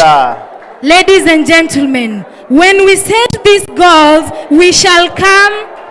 When we set these goals, we shall, after 5 years, evaluate ourselves basing on the goals that we had set. Because it is so difficult to analyze, or rather to say someone has achieved something without understanding the objective and the goal of that person. So thank you very much, ladies and gentlemen. Thank you very much. You can now have a seat. You can have a seat. You can have a seat. I would wish to recognize the presence of... Logiron, sir, may I have just a second? Please. Thank you.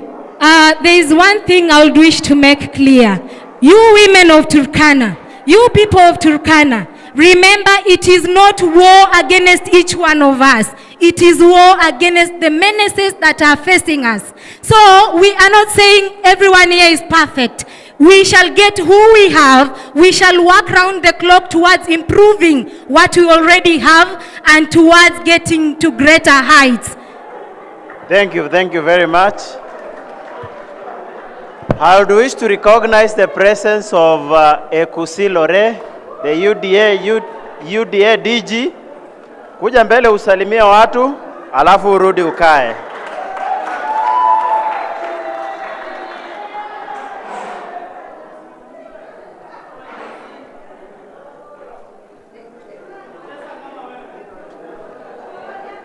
Ladies and gentlemen, good evening. Ladies and gentlemen, good evening.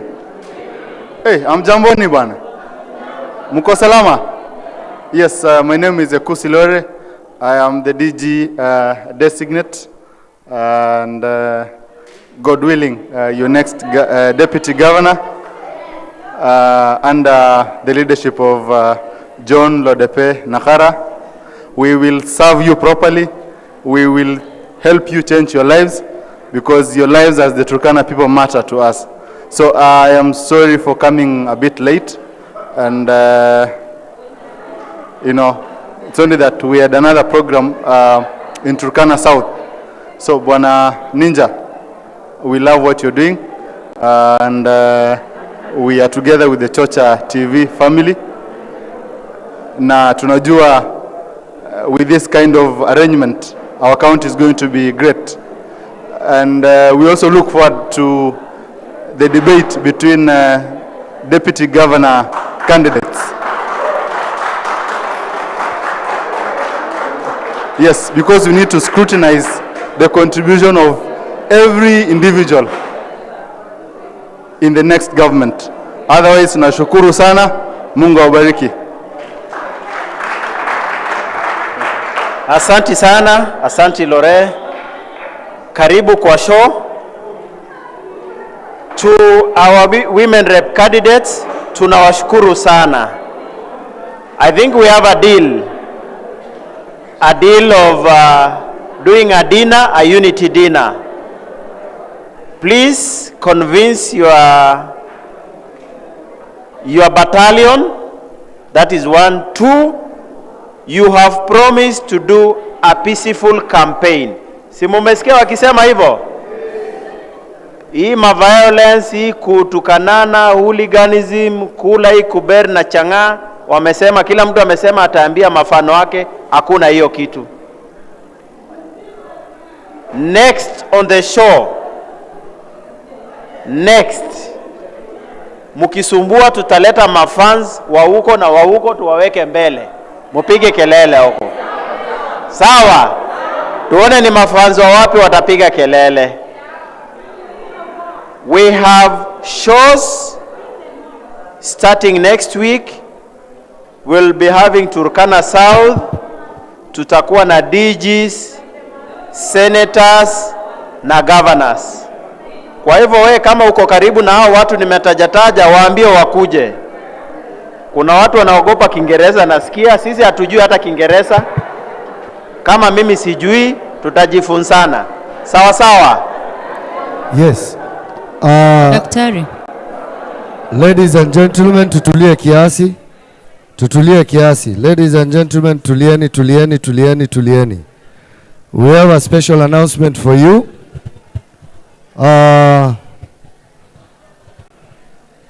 To our candidates, asanteni. We wish you all the best.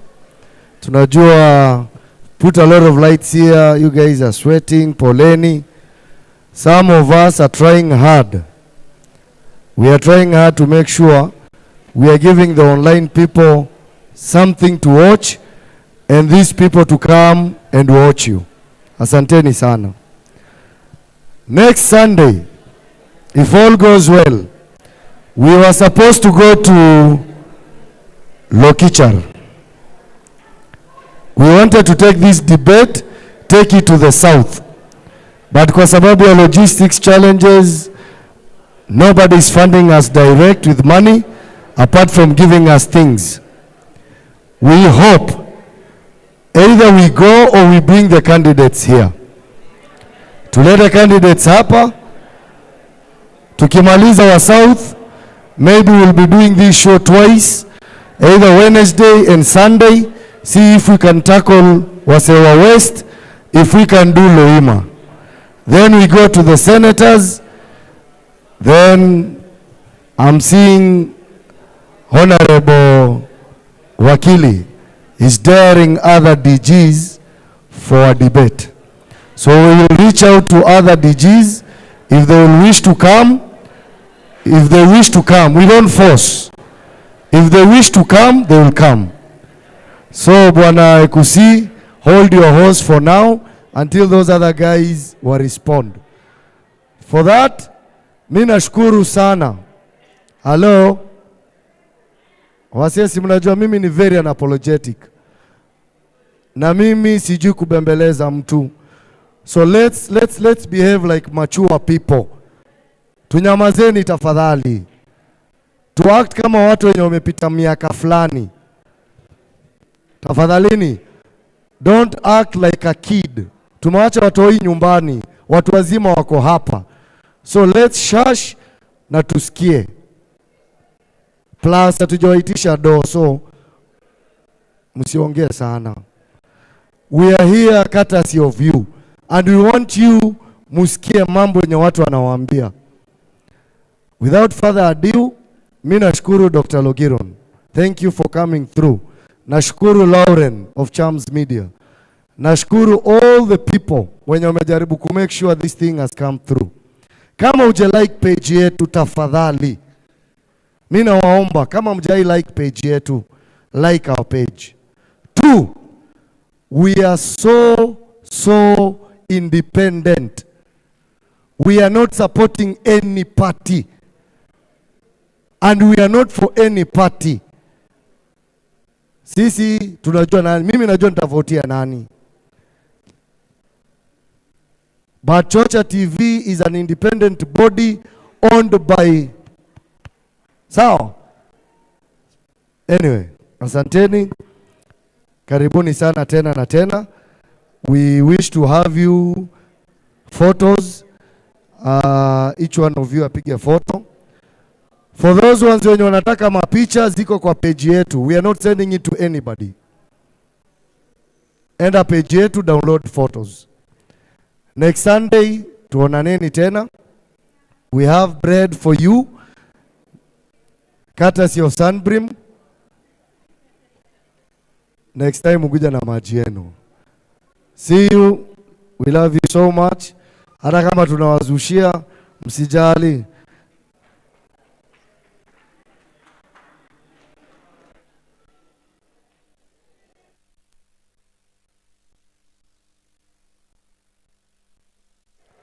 Yeah. Pictures.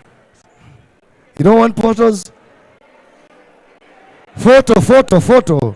Piga waku. And then they are bad. I am telling you, you need to visit Obola University.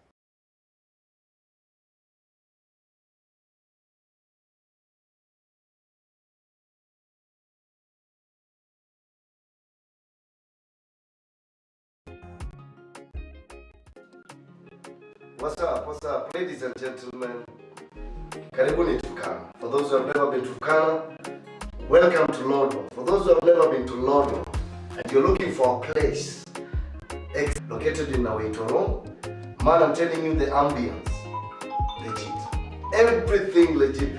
If you're a fan of Netflix, for instance, you have a person and you don't want to get bored, there's Netflix, there's YouTube, free Wi-Fi, ample parking, there is kitchen, by the way. Si lazima uende kwa hoteli ukule.